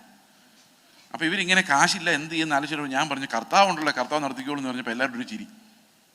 അപ്പോൾ എനിക്ക് മനസ്സിലായി പോക്ക് ശരിയല്ല. കാരണം അവർ വിചാരിക്കും ഇതിനിടയിൽ ഈ കർത്താവിൻ്റെ കാര്യം പറഞ്ഞുകൊണ്ട് ഇവൻ എവിടെ നിന്ന് വന്നെന്ന് അവരുടെ മുഖത്തിരിക്കുന്നത്. അന്ത്യകാലത്ത് തെസ്സലോനിക്ക ലേഖനത്തിൽ പറഞ്ഞിരിക്കുന്ന പോലെ ആ വിശ്വാസ ത്യാഗം എല്ലാ സഭകളിലും, ഇത് പെന്തക്കോസ്തിൽ മാത്രമല്ല, എല്ലാ സഭകളിലും ആ വിശ്വാസ ത്യാഗം സംഭവിച്ചുകൊണ്ടിരിക്കുന്ന ഒരു സമയമാണ്. അതുകൊണ്ട് it's very important that Ebenezer Christian assembly അതിന് നിയോഗം ഉണ്ടായിരിക്കാം എന്ന് ഞാൻ വിചാരിക്കുന്നു. To stand for Christ and the doctrines of new testament, the doctrines of Christianity. അല്ലെങ്കിൽ ഇത് അടുത്ത തലമുറയിൽ ഇത് പറയാൻ ആരും ഉണ്ടാവില്ല. കുറേ കഴിയുമ്പോൾ നമ്മുടെ പിള്ളേർ എന്താ ക്രിസ്ത്യാനിറ്റി എന്ന് മനസ്സിലാക്കാൻ ആരും ഉണ്ടാകത്തില്ല. അവരെ വിടുതൽ ഇതെന്താണെന്നറിയാമോ? നിങ്ങളിപ്പം വെസ്റ്റേൺ രാജ്യങ്ങളിലൊക്കെ മൈഗ്രേറ്റ് ചെയ്ത് ഇവിടെ വന്ന് താമസിച്ചു ഒരു തലമുറയൊക്കെ ഓക്കെ ഞങ്ങളിവിടെ എത്തിച്ച ദൈവമേ സ്തോത്രം എന്നൊക്കെ പറഞ്ഞു നടക്കും. 2 തലമുറ കഴിയുമ്പോൾ എത്തിച്ച കാര്യമൊക്കെ അവർ മറക്കും. അവരിവിടുത്തെ ആൾക്കാരായിട്ട് മാറും. എന്തോ ക്രിസ്ത്യാനിറ്റി എന്നും അറിയത്തില്ല, എന്താ ജീവിതം എന്നും അറിയത്തില്ലാത്തൊരവസ്ഥയിലോട്ട് പോകും. നിങ്ങൾ എത്ര നാൾ ഇതിനെ താങ്ങി നിർത്തും? We need to have strong foundations in our family, in our church. Okay, ഞാൻ അത്രയും പറയുന്നത് എന്താണെന്ന് വെച്ച് കഴിഞ്ഞാൽ ഇത് എത്ര സീരിയസ് ആണെന്ന് നിങ്ങളുടെ ഹൃദയത്തിൽ അറിയാൻ വേണ്ടിയാണ്. So through the apostles doctrines we understand the whole Bible. We can know the scriptures. എല്ലാം അവർ വളരെ വിശദമായിട്ട് പറഞ്ഞു തരുന്നുണ്ട്. അപ്പോൾ ഈ കൊളോസി ലേഖനം മുതൽ നമ്മൾ മുമ്പോട്ട് പോകുമ്പോൾ അതിൻ്റെ ഒരു പാറ്റേൺ, അതെങ്ങനെയാണ് നമ്മളെ ആ പെർഫെക്ഷനിലേക്ക്, യൂദായുടെ ലേഖനം അവസാനത്തെ 24-25 വാക്യങ്ങൾ പറയുന്ന പോലെ വീഴാതെ വണ്ണം നമ്മെ സൂക്ഷിച്ച് തൻ്റെ മഹിമാ സന്നിധിയിൽ കളങ്കമില്ലാത്തവരായി ആനന്ദത്തോടെ അവൻ എങ്ങനെയാണ് നിർത്തുന്നത് എന്നുള്ളതിൻ്റെ ഒരു എക്സ്പ്ലനേഷനാണ് നമ്മൾ ഇതെല്ലാം കാണുന്നത്. അതിനൊരു പാറ്റേണിൽ അത് പോകുന്നത്. യാക്കോബിൻ്റെ ലേഖനമായാലും പത്രോസിൻ്റെ ലേഖനമായാലും എബ്രായ ലേഖനത്തിൽ വിശുദ്ധീകരണത്തിൻ്റെ അനേകം മാനദണ്ഡങ്ങൾ. How do you know that you are sanctified? ഒരു എക്സാമ്പിൾ ഞാൻ പറഞ്ഞാൽ, എബ്രായ ലേഖനത്തിലെ 4-ാം അധ്യായം എന്തിനെക്കുറിച്ചാണ് പറയുന്നത്? ശബത്ത് അനുഭവത്തെക്കുറിച്ചാണ് പറയുന്നത്, അല്ലേ? നിങ്ങൾക്കൊരു ശബത്ത് അനുഭവം ശേഷിച്ചിരിക്കുന്നു. ബൈബിളിൽ ആദ്യം സാങ്ക്ടിഫിക്കേഷൻ എന്നുള്ള വാക്ക് ഉപയോഗിച്ചിരിക്കുന്നത് ശബത്തുമായിട്ട് ബന്ധപ്പെട്ടാണ്. അത് ജനസിസ് ഉൽപ്പത്തി 2-ാം അധ്യായത്തിൻ്റെ 1-ാം വാക്യത്തിൽ തന്നെ 7-ാം ദിവസം കർത്താവ് എല്ലാ പ്രവൃത്തികളിൽ നിന്നും വിരമിച്ചു, 7-ാം ദിവസത്തെ അവൻ വിശുദ്ധീകരിച്ചു എന്ന് എഴുതിയിരിക്കും. സാങ്ക്ടിഫൈഡ്, ശുദ്ധീകരിച്ചു എന്ന് മലയാളത്തിലുള്ളൂ, ബട്ട് ഇംഗ്ലീഷിൽ സാങ്ക്ടിഫൈഡ് എന്നാണ്. ഈ ശബത്ത് അനുഭവം എന്ന് പറയുന്നത് ദൈവവുമായിട്ടുള്ള ഒരു സ്വസ്ഥതയിലേക്ക് നമ്മൾ പ്രവേശിക്കുന്നുള്ളതിൻ്റെ അർത്ഥത്തിലാണ് അത് എഴുതിയിരിക്കുന്നത്. അതായത് ഇനി കർത്താവുമായി ഒരൊടക്ക് നമുക്കില്ല. We are resting in him. ഈ റെസ്റ്റ് എന്ന് പറയുമ്പോൾ ഒരു കാര്യം കൂടെ അതൊരു സാങ്ക്ടിഫിക്കേഷൻ്റെ ഭാഗമാണ്. അതെങ്ങനെ നമ്മൾ ഓരോ ദിവസവും അനുഭവിക്കുന്നു? ഞാൻ ഒരു എക്സാമ്പിളായിട്ട് പറയുകയാണ്. ഞങ്ങളൊക്കെ വിശ്വാസത്തിൽ വന്ന സമയത്ത് ഞങ്ങളുടെ ആൾക്കാർ പറയുമായിരുന്നു, ക്വയറ്റ് ടൈം എടുക്കണം. ക്വയറ്റ് ടൈം എന്ന് പറഞ്ഞാൽ എന്തെന്ന് മനസ്സിലായോ? രാവിലെ ഒരു 5 മണിക്കൊക്കെ എഴുന്നേറ്റ് ബൈബിളൊക്കെ വായിച്ച് മെഡിറ്റേറ്റ് ചെയ്ത്. അപ്പം ഞാൻ ഇദ്ദേഹത്തോട് ചോദിച്ചു, I am a night owl, എനിക്ക് രാത്രി 2 മണി 3 മണി അത് ഉറക്കം വരത്തില്ലായിരുന്നു. അപ്പം ഇങ്ങനെ പുസ്തകങ്ങളൊക്കെ വായിച്ച് കിടന്ന് ബോധം കെട്ട ഉറങ്ങുന്നത് അന്ന് അങ്ങനെയായിരുന്നു. അപ്പം എഴുന്നേൽക്കുമ്പോൾ എനിക്ക് ഏറ്റവും ഇഷ്ടമുള്ള ഉറക്കം എന്ന് പറഞ്ഞാൽ രാവിലെ 6 മണിക്ക് അലാം വെച്ച് എഴുന്നേറ്റിട്ട് ഒന്നുകൂടെ ഉറങ്ങുന്നത്. അങ്ങനെ രസം അത്. കാരണം നമ്മൾ ഈ ഉറങ്ങിപ്പോകുന്നതുകൊണ്ട് ഉറങ്ങിയതിൻ്റെ സുഖം അറിയാൻ പറ്റത്തില്ല, അല്ലേ? ഉറങ്ങിക്കഴിഞ്ഞാൽ ഒന്നും അറിയുന്നില്ലല്ലോ. അതേസമയത്ത് ഇടയ്ക്കിടയ്ക്ക് ഇങ്ങനെ അലാം സ്നൂസ് ചെയ്തുകൊണ്ടിരിക്കുകയാണെങ്കിൽ, സ്നൂസ് ചെയ്ത് അലാം പിന്നെ അടിച്ചുകൊണ്ടിരിക്കുകയാണ്, ഉറങ്ങുന്നത് നമുക്കറിയാം. അതൊരു ഭയങ്കര രസമായി രാവിലെ ഉറങ്ങാൻ. ആണോ? എനിക്കറിയത്തില്ല. അപ്പം ഞാൻ ഇദ്ദേഹത്തോട് ചോദിച്ചു, ഈ രാവിലെ 5 മണിക്ക് ക്വയറ്റ് ടൈം എടുക്കുന്നതിന് പകരം രാത്രി 12 മണിക്ക് എടുത്താൽ മതിയോ? അപ്പം അദ്ദേഹം പറഞ്ഞു, 12 മണിയാകുമ്പോഴേക്കും അന്നത്തെ ദിവസം എല്ലാം കഴിഞ്ഞ് നമ്മൾ ടയേർഡായിരിക്കും, ഒരു ഫ്രഷ് മൈൻഡ് ഉണ്ടായിരിക്കില്ല. ഒന്ന് ഉറങ്ങി സ്വസ്ഥമായിട്ട് എഴുന്നിട്ട് ഞാൻ എന്ത് ചെയ്യാൻ, കഷ്ടപ്പാട് ആയിക്കോട്ടെ എന്ന് വിചാരിച്ചു. പിന്നെ ഞാനിരുന്ന് ആലോചിച്ചു, എല്ലാവരും ശാന്തമായിരിക്കുമ്പം, നമ്മൾ ഭയങ്കര എനർജിയിലൊക്കെ ഇരിക്കുമ്പം ഒന്നും മിണ്ടാതിരിക്കാന്ന് പറഞ്ഞ വലിയ കാര്യമൊന്നുമില്ല. ക്വയറ്റായിട്ടിരിക്കാൻ ഇസ് ഈസി. പക്ഷെ ക്രൂശിന് നടുവിൽ ക്വയറ്റായിട്ടിരിക്കാനാണ് പാട്. എല്ലാവരും കൂടി ഇവനെ ക്രൂശിക്കാ നാർത്ത് വിളിക്കുമ്പം അതിനിടയിൽ കർത്താവ് അനുഭവിച്ചൊരു റെസ്റ്റ് ഉണ്ട്. അതൊരു ഭയങ്കര ക്വയറ്റൈമായിരുന്നു. അവിടെ എഴുതിയിരിക്കുന്നത്, Jesus did not utter a single word to the great amazement of the governor എന്നാണ്. നിശബ്ദനായിട്ട് അവിടെ ഇരുന്നു. ചുറ്റും ഭയങ്കര ബഹളമാണ്, ഗോസിപ്പുകളാണ്, സാമ്പത്തിക പ്രശ്നമാണ്, അവിടെ എന്തൊക്കെ സംഭവിക്കും. പക്ഷെ നമുക്ക് ദൈവത്തിൻ്റെ അടുത്തൊരു സ്വസ്ഥത കണ്ടെത്തിയിരിക്കുന്നു. കാരണം ദൈവത്തിൻ്റെ മക്കളെന്ന് നമ്മൾ മനസ്സിലാക്കുന്നു. നമ്മളുടെ ഒരു പ്രവൃത്തിയും ഇനി ശേഷിക്കുന്നില്ല. നമ്മൾ ചെയ്യേണ്ടതെല്ലാം കർത്താവ് ചെയ്തിരിക്കുന്നു. ആ വിശ്വാസത്തിലൂടെ നമ്മൾ കർത്താവിൻ്റെ മക്കൾ എന്ന രീതിയിൽ വിശദീകരിക്കപ്പെട്ടു അവൻ്റെ സ്വഭാവമുള്ളവരായി മാറിക്കൊണ്ടിരിക്കുന്നു. So we are resting in him. We are not bothered by anything because we have an assurance that no one can take away. ഇത് സാങ്ക്ടിഫിക്കേഷൻ്റെ ആദ്യത്തെ അടയാളങ്ങളിൽ ഒന്നാണ്. That we can rest with the Lord. The turbulent mind is no more causing anxiety to us. എബ്രായ ലേഖനം മുഴുവൻ അതാണ്. എങ്ങനെയാണ് അവൻ്റെ വിശുദ്ധി നാം പ്രാപിക്കേണ്ടതിന്, സ്പീക്കിംഗ് അബൌട്ട് സാങ്ക്ടിഫിക്കേഷൻ. 12-ാം അധ്യായത്തിൽ എങ്ങനെയാണ് കർത്താവ് നമ്മളെ ഡിസിപ്ലിൻ ചെയ്ത് സാങ്ക്ടിഫൈ ചെയ്യുന്നത്. അവൻ്റെ വിശുദ്ധി നാം പ്രാപിക്കുവോളം അവൻ നമ്മെ ബാലശിക്ഷ കഴിക്കുന്നു. നിങ്ങളുടെ പിതാക്കന്മാർ നിങ്ങളെ ശിക്ഷിച്ച് കുറച്ചു കാലത്തേക്കും അവർക്ക് ബോധിച്ച പ്രകാരവും അത്രേ, എന്നാൽ അവനോ നാം അവൻ്റെ വിശുദ്ധി പ്രാപിക്കേണ്ടതിന്. അപ്പോൾ നമ്മൾ ആരുടെ വിശുദ്ധി പ്രാപിക്കണം? നമ്മൾ കുറച്ച് നന്നായാൽ പോരാ. We need to be sanctified as according to his plan, God's plan. അതുപോലെ 13-ാം അധ്യായത്തിൽ പറയുന്നത്, നാം അവൻ്റെ നിന്ന ചുമന്നുകൊണ്ട് പാളയത്തിന് പുറത്തേക്ക് പോവുക. അതിനർത്ഥം എന്താ?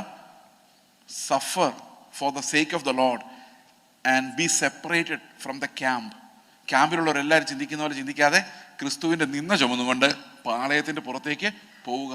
That separation is sanctification. കാരണം നമ്മൾ ലോകത്തിലെ കോമൺ ആയിട്ടുള്ള ആ കാഴ്ചപ്പാടിൽ നിന്നും നമ്മൾ ക്രിസ്തുവിൻ്റെ നിന്ന ചുമക്കുന്നവരായി പാളയത്തിന് പുറത്തേക്ക് ഇറങ്ങിയിരിക്കുന്നു. V R separated. ആ വിശദീകരണത്തിനകത്ത് സെപ്പറേഷൻ എന്നുള്ളൊരു കാര്യം കൂടെ ഉണ്ട്. Set apart for the load. കാരണം അപ്പോൾ ക്രിസ്തുവിൻ്റെ നിന്ന അങ്ങനെയൊക്കെ പോയിരിക്കുമ്പോഴാണ് ചർച്ചിൽ പോയിരിക്കുമ്പോൾ നിന്നെ മാനിക്കുന്ന ദൈവം എന്ന് പറഞ്ഞുകൊണ്ട് ആൾക്കാർ തുടങ്ങുന്നത്. ശരിക്കും നിങ്ങൾ കേട്ടിട്ടുണ്ടോ എന്നറിയത്തില്ല. എനിക്ക് സംഭവിച്ച ഏറ്റവും വലിയ ക്രൈസിസ് എന്ന് പറയുന്നത്, ചെറുപ്പത്തിലെ ഈ കാത്തലിക്സ് കന്യാസ്ത്രീകൾ നടത്തിക്കൊണ്ടിരുന്ന സ്കൂളിലാണ് ഞാൻ ചെറുപ്പകാലത്ത് പഠിച്ചത്. അപ്പോൾ ഈ കന്യാസ്ത്രീകളുടെ ഒരു പ്രത്യേകത വെച്ചാൽ നമ്മൾ എന്തെങ്കിലും മത്സരത്തിലോ പഠനത്തിലോ ഒക്കെ ടോപ്പിൽ വന്നു കഴിഞ്ഞാൽ അവർ ഗിഫ്റ്റ് തരും. സാധാരണ ഗിഫ്റ്റ് തരുന്ന ക്രിസ്മസ് കാർഡുകളാണ്. അതിങ്ങനെ കട്ട് ചെയ്ത്, ചെറുപ്പകാലത്ത് നിങ്ങൾക്ക് കിട്ടിയിട്ടുണ്ടോ അറിയാൻ മേല, കിട്ടിയിട്ടുണ്ടാവും. ഈ കന്യാസ്ത്രീകളുടെ കോൺവെന്റ് സ്കൂളിൽ പഠിച്ചിട്ടുണ്ടെങ്കിൽ അത് ഉറപ്പാണ്. പക്ഷെ എനിക്ക് അവർ തന്നുകൊണ്ടിരുന്ന എല്ലാം വിശുദ്ധന്മാരുടെ പുസ്തകം. അത് എന്തുകൊണ്ടാണെന്ന് എനിക്ക് ഒരു പിടിയില്ല. കൊച്ചുറാണിയുടെ ജീവിതം, അസീസിയിലെ വിശുദ്ധ ഫ്രാൻസിസ്, ഇങ്ങനെ കാർട്ടൂൺ, നമുക്ക് കുട്ടികളുടെ വരച്ചു വെച്ചേക്കുന്ന കാരിക്കേച്ചർ പോലെ. അപ്പം ഞാൻ ഇവരുടെ ഈ കാത്തലിക് വിശുദ്ധന്മാരുടെ എല്ലാം കഥ വായിച്ചാൽ ഞാൻ ആലോചിച്ചിട്ടുണ്ട്, എന്തോ ഒരു കഷ്ടപ്പാടാണ് എൻ്റെ ദൈവമേ ഈ ലൈഫ് എന്ന് ഞാൻ ആലോചിച്ചിട്ടുണ്ട്.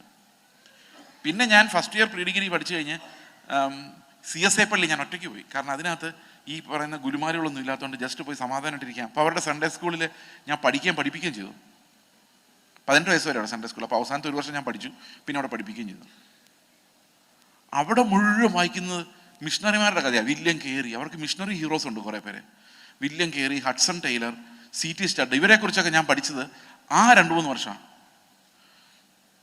അപ്പം രക്ഷയുടെ അനുഭവത്തിലേക്ക് വരുന്ന എൻ്റെ ചിന്ത എന്താണെന്നറിയോ, എൻ്റെ കർത്താവ് ഇവരിൽ ഒരാളെ പോലെ എൻ്റെ ജീവിതം ഇതോടെ തീർന്നു. ഞാൻ ഇനി കർത്താവിൻ്റെ സഫറിങ് നിന്നേയും ചുമന്ന ആൾക്കാരെന്നെ പരിഹസിക്കും, നിന്ദിക്കും, ഞാൻ ഒറ്റപ്പെട്ടു പോവും, ഇങ്ങനെയൊക്കെ ചിന്തിച്ചുകൊണ്ടിരിക്കുക. അപ്പം ഒരു ദിവസം സ്നാനപ്പെടാൻ ഞാൻ തീരുമാനിച്ചു. ഒരു ബുധനാഴ്ചയാണ് ഞാൻ ഫൈനലി ഡിസൈഡ് ചെയ്യുന്നത്. എന്നിട്ട് എൻ്റെ വീട്ടിൽ ചെന്ന് ഞാൻ പറയാണ്, ഈ ശനിയാഴ്ച ഞാൻ സ്നാനപ്പെടാൻ പോകും. അപ്പം എൻ്റെ ആഗ്രഹം ഈ കർത്താവിൻ്റെ നിന്ദ ശരിയാവാണ്, എന്നെ പുറത്തിറക്കി വിടണമെന്ന് എൻ്റെ മനസ്സ് ചിന്തിക്കുന്നത്. കാരണം അങ്ങനെ നിന്ദ ചുമക്കാം, അതൊരു സ്വയനീതിയാണ്. കാരണം പണ്ട് സ്വയനീതിക്കാരനായിരുന്നുകൊണ്ട് ഇതെപ്പോഴും കുറച്ച് കാണും.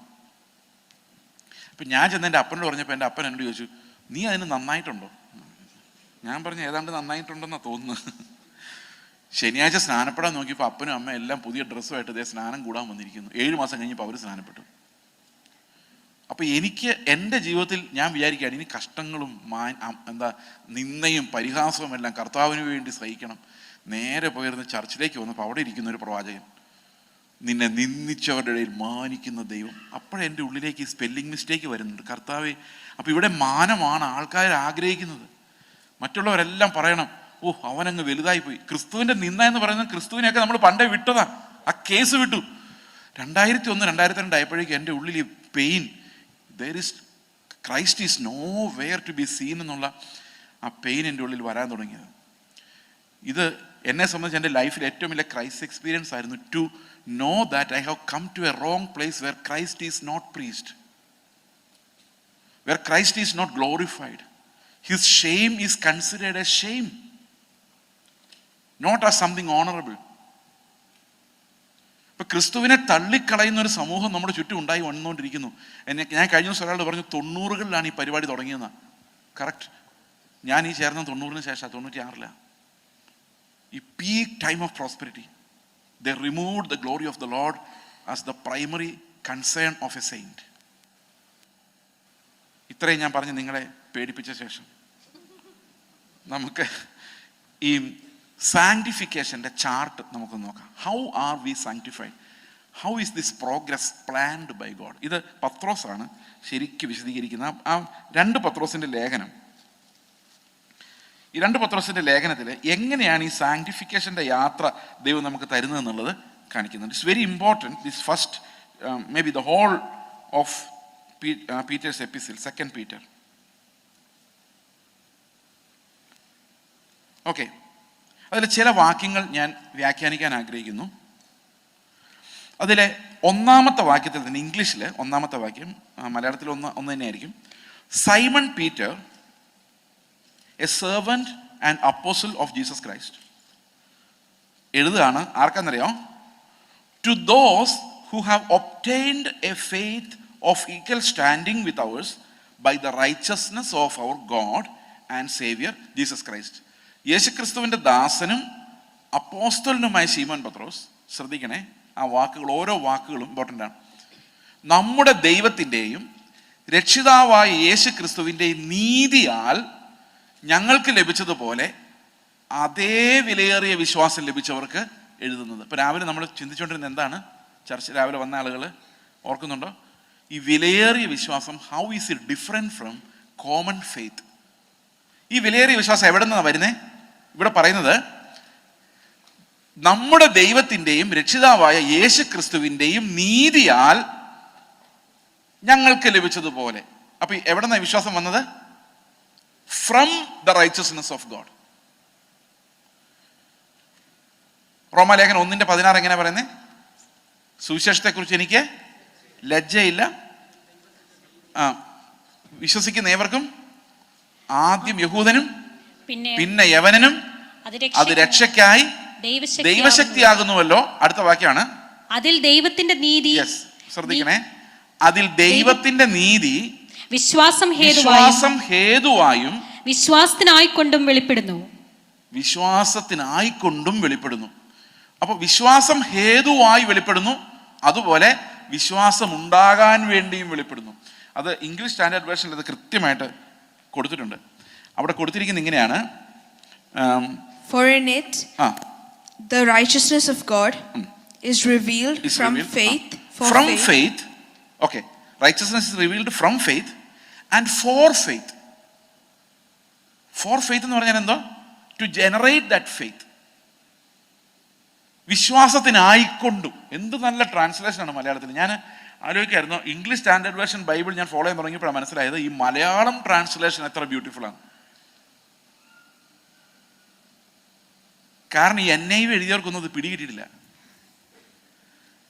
ആ വാക്ക് NIV-ക്കാര് ന്യൂ ഇന്റർനാഷണൽ വേർഷൻ്റെ പ്രത്യേകത ഡൈനാമിക് ട്രാൻസ്ലേഷനാണ്. അതുകൊണ്ട് വലിയ കാര്യമില്ല വായിക്കും. കാരണം ഇത് നമ്മൾ വായിക്കുമ്പം NIV-ക്കാർ എഴുതിയിരുന്നത് from 1 degree of faith to another degree of faith എന്നൊക്കെയാണ്. അങ്ങനെയൊക്കെയാണ്, from faith from first to the last, അങ്ങനെയൊക്കെ ട്രാൻസ്ലേറ്റ് ചെയ്തിരിക്കും. കാരണം അവർക്ക് മനസ്സിലായില്ല ഇതെന്താ സാധനം എന്നുള്ള കാര്യം. പക്ഷേ ഇംഗ്ലീഷ് സ്റ്റാൻഡേർഡ് വേർഷൻ ഒരു ലിറ്ററൽ ട്രാൻസ്ലേഷനാണ്, അതായത് word by word.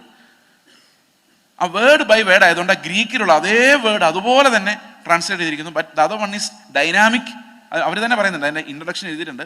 So dynamic principles അനുസരിച്ചാണ്, ഡൈനാമിക് ഇക്വലൻസ് എന്നാണ് പറയുന്നത്, ഡൈനാമിക് ഇക്വലൻസ്. എന്നാൽ ഇംഗ്ലീഷ് സ്റ്റാൻഡേർഡ് വേർഷൻ ഒരു ലിറ്ററൽ ബൈബിളാണ്, ലിറ്ററൽ ഇക്വലൻസ് എന്നാണ് പറയുന്നത്. അതുപോലെ തന്നെയാണ് കിങ് ജെയിംസും. പക്ഷെ പഴയ ട്രാൻസ്ലേഷനാണ്. അന്ന് കിങ് ജെയിംസ് ട്രാൻസ്ലേറ്റ് ചെയ്യാൻ ഉപയോഗിച്ചതിനേക്കാളും പഴയ മാനുസ്ക്രിപ്റ്റ്സ് ഇന്ന് നമുക്കുണ്ട്. അതുകൊണ്ട് ഓരോ ദിവസം ചെല്ലുന്തോറും ഓൾഡർ മാനുസ്ക്രിപ്റ്റ്സ് നമുക്ക് കിട്ടുന്തോറും the Bible will become clearer and clearer. അപ്പോൾ ഈ കിങ് ജെയിംസ് ബൈബിൾ ഞാൻ വായിച്ചപ്പോൾ മനസ്സിലായത് മലയാളത്തിൽ എഴുതിയിരിക്കുന്നതിൻ്റെ അർത്ഥം എന്താണ്? ദൈവത്തിൻ്റെ നീതി വെളിപ്പെട്ടു. ദൈവത്തിൻ്റെ നീതി സുവിശേഷത്തിലൂടെ ഞാൻ കേട്ടപ്പോൾ എൻ്റെ ഉള്ളിൽ വന്നത് എന്താണെന്നറിയാമോ? ശരി, നാളെ തൊട്ട് ഇങ്ങനെ ജീവിച്ചേക്കാന്നല്ല, ഒരു ഡിസിഷൻ മേക്കിങ്ങിലേക്കല്ല എന്നെ കൊണ്ടുപോയത്. എന്നെ കൊണ്ടുപോയത് ഫെയ്ത്തിലേക്കാണ്. കാരണം അത് എന്നെ കൊണ്ട് സാധ്യമായൊരു പരിപാടി അല്ലായിരുന്നു. മഹാത്മാഗാന്ധിയുടെ നീതി കേട്ടാൽ നമ്മൾ വിചാരിക്കും ഇന്ന് തൊട്ട് മഹാത്മാഗാന്ധിയെ പോലെ ജീവിച്ചേക്കാം. ഈ പറയുന്ന എൻ്റെ കഥ കേട്ടിട്ട് ആൾക്കാർ ജീവിക്കാൻ പോയി പൊട്ടിപ്പൊളിഞ്ഞിട്ടുണ്ട്. ഞാൻ പണ്ടൊക്കെ പിള്ളേരെടുത്ത് വളർത്തിയ കഥ പറയുമായിരുന്നു. അത് കേട്ടിട്ട് ഒരു ബ്രദറിനോട് പറഞ്ഞു, പാസ്റ്ററുടെ പിള്ളേരെടുത്ത് വളർത്തിയ കഥ കേട്ടപ്പോഴാണ് എനിക്കും കുഞ്ഞുങ്ങളെടുത്ത് വളർത്തണമെന്ന് ഒരു ഇതാ പ്രശ്നം. അപ്പം ഞാൻ അദ്ദേഹത്തോട് പറഞ്ഞു, എൻ്റെ സഹോദര ആ പണിക്ക് പോയേക്കരുത്. സ്വന്തം കുഞ്ഞുങ്ങൾ വഴക്കുണ്ടാക്കുമെന്ന് നമുക്ക് സഹിക്കാൻ പറ്റില്ല. അന്നേരമാണ് നമ്മൾ ചൊല്ലും ചെലവും കൊടുത്ത് വളർത്തി നമ്മൾ ഈ സ്വയനീതി എവിടെ നിന്ന് പാവം പിള്ളേരല്ലേ അവരെ വിളിച്ചുകൊണ്ടത് ഞാൻ ഇത്രയും കഷ്ടപ്പെട്ട് വളർത്തി നീയാക്കി എനിക്ക് തിരിഞ്ഞു നിൽക്കുന്നു. എല്ലാ പിള്ളേരും കുറെ കഴിയുമ്പോൾ തിരിഞ്ഞു നിൽക്കും. സ്വന്തം കുഞ്ഞുങ്ങൾ തിരിഞ്ഞാൽ സഹിക്കാൻ മേലാത്തവരാണ്. മറ്റൊരു വീട്ടിൽ നിന്ന് വന്ന കുഞ്ഞുങ്ങൾ നോട്ടിയായി കഴിഞ്ഞാൽ അവർ സഹിക്കാൻ ഭയങ്കര പ്രയാസമാണ്. ദൈവം ഞങ്ങൾക്കൊരു കൃപ തന്നുകൊണ്ടാണ് പാപം ചെയ്യാതെ രക്ഷപ്പെട്ടു പോയത്. നാളെ ഇതും കൊണ്ടുകൊണ്ട് ഇറങ്ങിയ ഞങ്ങൾ എന്തുമാത്രം സ്ട്രഗിലൂടെ പോയിട്ടുണ്ട്. ഞാൻ ഈ പിള്ളേർ രാത്രി ചാടിപ്പോകാതിരിക്കാൻ വേണ്ടി ഞാൻ ഡോറിൽ കിടന്നിട്ടുണ്ട്. രാത്രി 1 മണിയാകുമ്പോൾ പെൺപിള്ളേരാ കാണത്തില്ല. ദേഷ്യം വരാതിരിക്കാൻ കരഞ്ഞ് നിലവിളിച്ച ഒരു വിധത്തിൽ തടിയൂരി പോകുന്നത്. അതായത് പറഞ്ഞ അനുകരിക്കാൻ ഒരാൾക്ക് അവരവർക്ക് കിട്ടിയ കൃപയ്ക്ക് അതനുസരിച്ച് അല്ലാതെ ജീവിക്കാനോ ചെയ്യാനോ പറ്റാത്ത ഒരു നീതി. നാളെ മുതൽ യേശുക്രിസ്തു ചെയ്യുന്ന പോലെ ചെയ്യാൻ പോകുമെന്ന് പറഞ്ഞ് ഇറങ്ങിയാൽ 1ാമത്തെ ദിവസം തന്നെ നമ്മുടെ ഭാഷയിൽ പറഞ്ഞാൽ 8 നിലയിൽ പൊട്ടുന്ന നീതി. Something that our flesh can never achieve. അങ്ങനൊരു നീതി വെളിപ്പെട്ടപ്പോഴാണ് എൻ്റെ ഉള്ളിലേക്ക് വരുന്ന ദൈവമേ, നീ ഇത്രയും വലിയ നീതി കാണിച്ചു തരുവാണെങ്കിൽ ഇതിലൂടെ രക്ഷപ്പെടാൻ എന്നെ നീ സഹായിക്കും. അതാണ് ഫെയ്ത്ത്. ഈ നീതി ഞാൻ അനുഭവിക്കുവാൻ നീ എന്നെ സഹായിക്കും. God will make me walk through that righteousness എന്ന് എൻ്റെ ഉള്ളിലേക്ക് വരുവാ ഫെയ്ത്ത്. അതാ നീതി ഉണ്ടാക്കുന്ന ഫെയ്ത്താണ്. എന്തിനാ ഉണ്ടാക്കുന്നത്? This like a bridge. I imagine that faith to be like a bridge.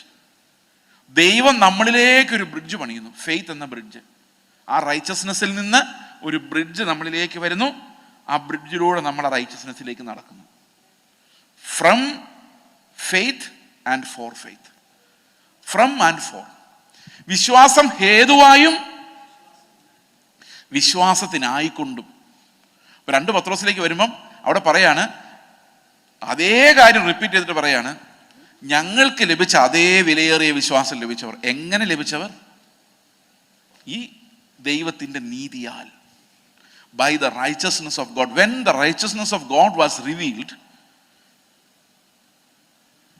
God gave us a faith. അതുകൊണ്ടാണ് സുവിശേഷത്തിൻ്റെ കേൾവിയാൽ നമുക്ക് വിശ്വാസം ഉണ്ടാകുന്നത്. കാരണം ഈ സുവിശേഷം എന്ന് പറയുന്ന ദൈവത്തിൻ്റെ നീതിയെ വെളിപ്പെടുത്തുന്ന കാര്യമെന്നാണ് നമ്മൾ റോമാലേഖനത്തിൽ വായിച്ചത്. എന്തായിരുന്നു ഇതിൻ്റെ ശക്തി? എനിക്ക് സുവിശേഷത്തെക്കുറിച്ച് ലജ്ജയില്ല. വിശ്വസിക്കുന്ന ഏവനും, ആദ്യം യഹൂദനും പിന്നെ യവനനും, അത് രക്ഷയ്ക്കായി ദൈവശക്തിയാകുന്നു. ഇപ്പൊ രക്ഷയ്ക്കായുള്ള ദൈവശക്തി എന്തുവാ? അടുത്ത വാക്യം. അതിന്റെ കാരണം എന്താണെന്ന് വെച്ച് കഴിഞ്ഞാൽ, അതിൽ ദൈവത്തിന്റെ നീതി വിശ്വാസം ഹേതുവായും വിശ്വാസത്തിനായിക്കൊണ്ടും വെളിപ്പെടുന്നു. അപ്പം ഈ സകലരെയും രക്ഷിക്കാനുള്ള ദൈവനീതിയുടെ പവർ എന്താണെന്ന് വെച്ച് കഴിഞ്ഞാൽ അത് വിശ്വാസത്താൽ വെളിപ്പെടുത്തി എന്നുള്ളതാണ്. The power lies in that faith that the Lord gives us to make us righteous. ഞാനത് ഒന്നുകൂടെ എക്സ്പ്ലെയിൻ ചെയ്യാം. ഞാൻ സാധാരണ ഇതൊരു പല വരകൾ വരച്ച് പണ്ട് എക്സ്പ്ലെയിൻ ചെയ്തിട്ടുണ്ട്. ഒന്നുകൂടെ ഞാനതൊന്ന് ട്രൈ ചെയ്ത് നോക്കാം.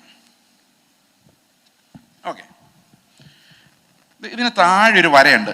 ഓക്കെ, നിങ്ങൾ കണ്ടോ? കാണാത്ത കാര്യം നമ്മൾ രാവിലെ പറഞ്ഞില്ലേ, ചില കാര്യങ്ങളൊക്കെ കാണാത്ത കാര്യമായിരിക്കും. ഇവിടെ ഒരു വരയുണ്ട്. ഈ വരയാണ് നമ്മുടെ നാട്ടിലെ നീതി എന്ന് പറയും. നാടിൻ്റെ നീതി. അവിടെ ഡ്രൈവിംഗ് റൂൾസ് ഉണ്ട്, ടാക്സ് എന്താ കൃത്യമായിട്ട് പേ ചെയ്യണം, നിയമങ്ങൾ പാലിക്കണം. അങ്ങനെ പാലിച്ചാൽ നമ്മൾ ഈ താഴ്ത്ത വരയിലെത്തിയെന്ന് വേണം നമുക്ക് പറയാം. ഓക്കെ, അതാണ് നീതി. അതിന് മുകളിൽ വേറൊരു വരയുണ്ട്, അതാണ് സഭയുടെ നീതി. ഏറ്റവും താഴത്തെ നീതിയുടെ ഒരു പ്രത്യേകത എന്താണെന്ന് വെച്ച് കഴിഞ്ഞാൽ, അവിടെ ഇത്തിരി കള്ളു കുടിച്ചാൽ പ്രശ്നമില്ല. പോലീസ് പിടിക്കുമോ കള്ളു കുടിച്ചാൽ? ഇല്ല. ആത്മാവിന് ഇത്തിരി പുക കൊടുത്താലും പ്രശ്നമില്ല, കാരണം പോലീസ് പിടിക്കത്തില്ല.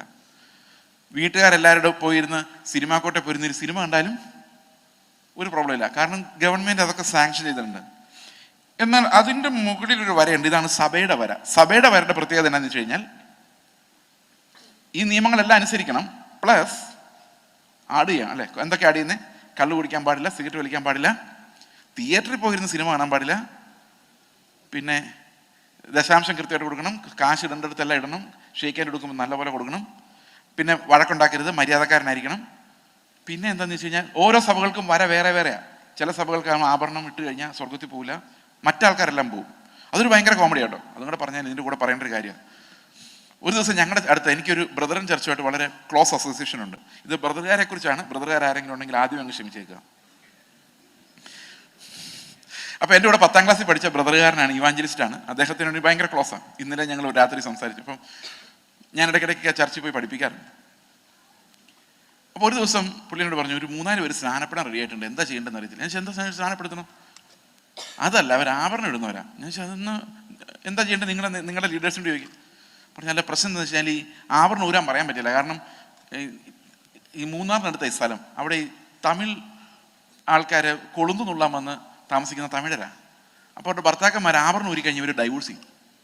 കാരണം ഇതിനകത്ത് താലിമാലയല്ല അവരുടെ വളരെ ഇമ്പോർട്ടൻ്റ് ആയിട്ടുള്ള സാധനം. ഇത് പൊട്ടിച്ചുകൊണ്ട് നിന്ന് കഴിഞ്ഞാൽ അവർ വീട്ടിൽ കയറത്തില്ല. ഇവരെല്ലാം കൂടെ ചർച്ച കൊണ്ട് താമസിക്കാൻ പറ്റും, അതുമില്ല. അപ്പോൾ ഇവരെങ്ങനെ സ്നാനപ്പെടുത്തും? അപ്പം ഞാൻ പറഞ്ഞു, നിങ്ങൾക്ക് ധൈര്യം ഇല്ലെങ്കിൽ വിട്ടേക്ക്, ഞാൻ സ്നാനപ്പെടുത്തിക്കോളാം. പറഞ്ഞു അത് വേണ്ട, കാരണം പിന്നെ സഭയായിട്ടെല്ലാം പ്രശ്നം. ഞാൻ പറഞ്ഞു, നിങ്ങൾ ഒന്നും കൂടെ പോയി നിങ്ങളുടെ മറ്റ് സഹോദരങ്ങളൊക്കെ ചോദിക്കാൻ പറഞ്ഞു. അപ്പോൾ ഇദ്ദേഹം പോയി ചോദിച്ചു പറഞ്ഞു, അയ്യോ ഇത് ഒരു കാരണവശാലും അനുവദിക്കാൻ പറ്റത്തില്ല, നമ്മുടെ വേർപാട് തട്ടിപ്പോകുന്നൊക്കെ പറഞ്ഞു ഭയങ്കരമായിട്ട്. അവസാനം ഈ പുള്ളി പറഞ്ഞു, മലയാളികളല്ല, ഒരു തമിഴ്. ആണോ, എന്നാൽ കുഴപ്പമില്ല.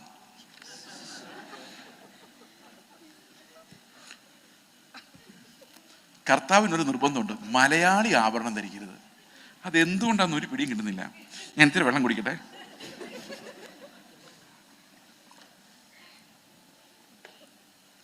അങ്ങനെ നമ്മൾ വരകൾ വരച്ച് ആ സഭയെക്കാളും ഭേദം ഞങ്ങൾ ആശുപത്രി പോകാത്ത സഭ, ഞങ്ങൾ വെള്ളവസ്ത്രം മാത്രം ഇടുന്ന സഭ, ഇങ്ങനെ പല പല വരകൾ വരച്ച് നീതിമാന്മാരാകും. ഇതെല്ലാം പ്രവൃത്തിയാണ്. ഇതൊന്നും ചെയ്യാൻ നമുക്ക് ഒരു ബുദ്ധിമുട്ടുമില്ല.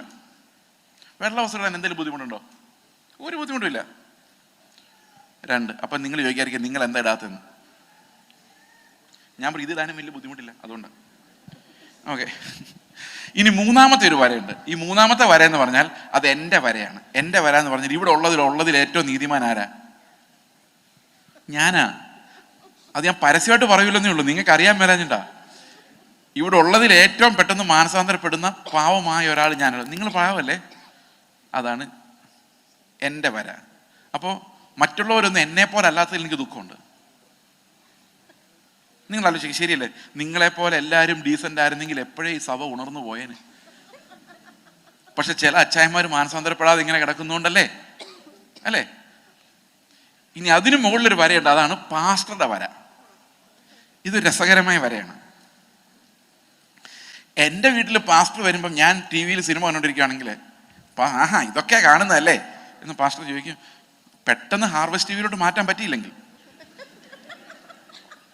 അപ്പോൾ വിശ്വാസികൾ പറയും അത് ഈ പിള്ളേർ കളിച്ചോണ്ടിരുന്നോണ്ട് വെച്ചതാ, ഞങ്ങൾ ഇങ്ങ് വന്നിരുന്നു, അങ്ങനെ കാണാറൊന്നുമില്ല പാസ്റ്റർ. പാസ്റ്റർ മൈൻഡ് ചെയ്യില്ല. അങ്ങനെയൊക്കെ മൈൻഡ് ചെയ്യാൻ പോയ സഭയിൽ ആരും കാണുന്നില്ല. പോട്ടേന്ന് വെക്കും. പക്ഷെ നിങ്ങൾ പാസ്റ്ററുടെ വീട്ടിൽ പോകുമ്പോൾ പാസ്റ്റർ സിനിമ കണ്ടുകൊണ്ടിരിക്കുകയാണെങ്കിലോ, അതാണ് 4ാമത്തെ വര. നിങ്ങൾ ചെയ്യുന്നത് പലതും ചെയ്യാൻ പാസ്റ്റർക്ക് റൈറ്റ് ഇല്ല. So he has another level of righteousness. ശരിയല്ലേ? സമ്മതിച്ചോ? ഞാൻ ഒരു ചർച്ചിൽ അവിടെ ചെന്ന് പ്രസംഗം കഴിഞ്ഞപ്പം അവിടുത്തെ സെക്രട്ടറി എന്നോട് പറഞ്ഞു ഞങ്ങളുടെ പാസ്റ്റർ ഒട്ടും ആത്മീകനല്ല. അപ്പം ഞാൻ വിചാരിച്ച കർത്താവ് ഇവിടെയും കുറ്റം പറച്ചിലാണല്ലോ, എന്ത് ചെയ്യും? പുള്ളി വന്നിട്ട് ഞാൻ ചോദിച്ചാൽ എന്താ പ്രശ്നം? പുള്ളി പറഞ്ഞു പാസ്റ്റർ ഞങ്ങൾ കഴിഞ്ഞ ദിവസം 2-3 ദിവസം വൈകിട്ട് അദ്ദേഹത്തിൻ്റെ വീട്ടിൽ ചെന്നപ്പോഴേ TV കണ്ടുകൊണ്ടിരിക്കുമോ പുള്ളി. ഞാൻ ഓർത്ത് പുള്ളി സിനിമ എല്ലാം കാണുമായിരുന്നായിരിക്കും. ഞാൻ എന്താ കണ്ടുകൊണ്ടിരുന്നത്? ന്യൂസ് കണ്ടുകൊണ്ടിരിക്കുമെന്ന്. അപ്പം ഞാൻ ന്യൂസ് കണ്ടാൽ എന്താ കുഴപ്പം? ഒന്ന് ആലോചിച്ച് നോക്കണം. പുള്ളി പറയാം ഞങ്ങൾക്ക് വേണ്ടി പ്രാർത്ഥിക്കാൻ ഉള്ള സമയത്ത് ന്യൂസ് കണ്ടുകൊണ്ടിരുന്ന ഞങ്ങളുടെ പിള്ളേരൊക്കെ എങ്ങനെ ഗതി പിടിക്കുന്നു. ഞാൻ പറയും നിങ്ങളുടെ പിള്ളേർക്ക് വേണ്ടി പ്രാർത്ഥിക്കാൻ വെച്ചേക്കുന്ന ആളല്ല പാസ്റ്റർ. പാസ്റ്റർ പ്രാർത്ഥിച്ചുകൊണ്ട് നിങ്ങളുടെ പിള്ളേർ ഗതി പിടിക്കാൻ പോകുന്നൊന്നുമില്ല.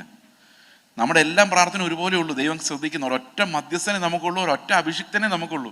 നമുക്കെല്ലാം അഭിഷേകമുണ്ട്, പക്ഷെ അഭിഷിക്തൻ ക്രിസ്തുവാണ്. ഈ ക്രിസ്തുവിൻ്റെ തലയിൽ അവയവങ്ങളായതുകൊണ്ടാണ് നമുക്ക് അഭിഷേകം ഉള്ളത്. ആ ക്രിസ്തുവിൻ്റെ തലയിൽ അഭിഷേകം വീണേക്കുന്നേ. അവൻ അഭിഷിക്തൻ, ദ അനോയിന്റഡ് വൺ. പുതിയ നിയമത്തിൽ ഒറ്റ അനോയിന്റഡ് വണ്ണേ ഉള്ളൂ.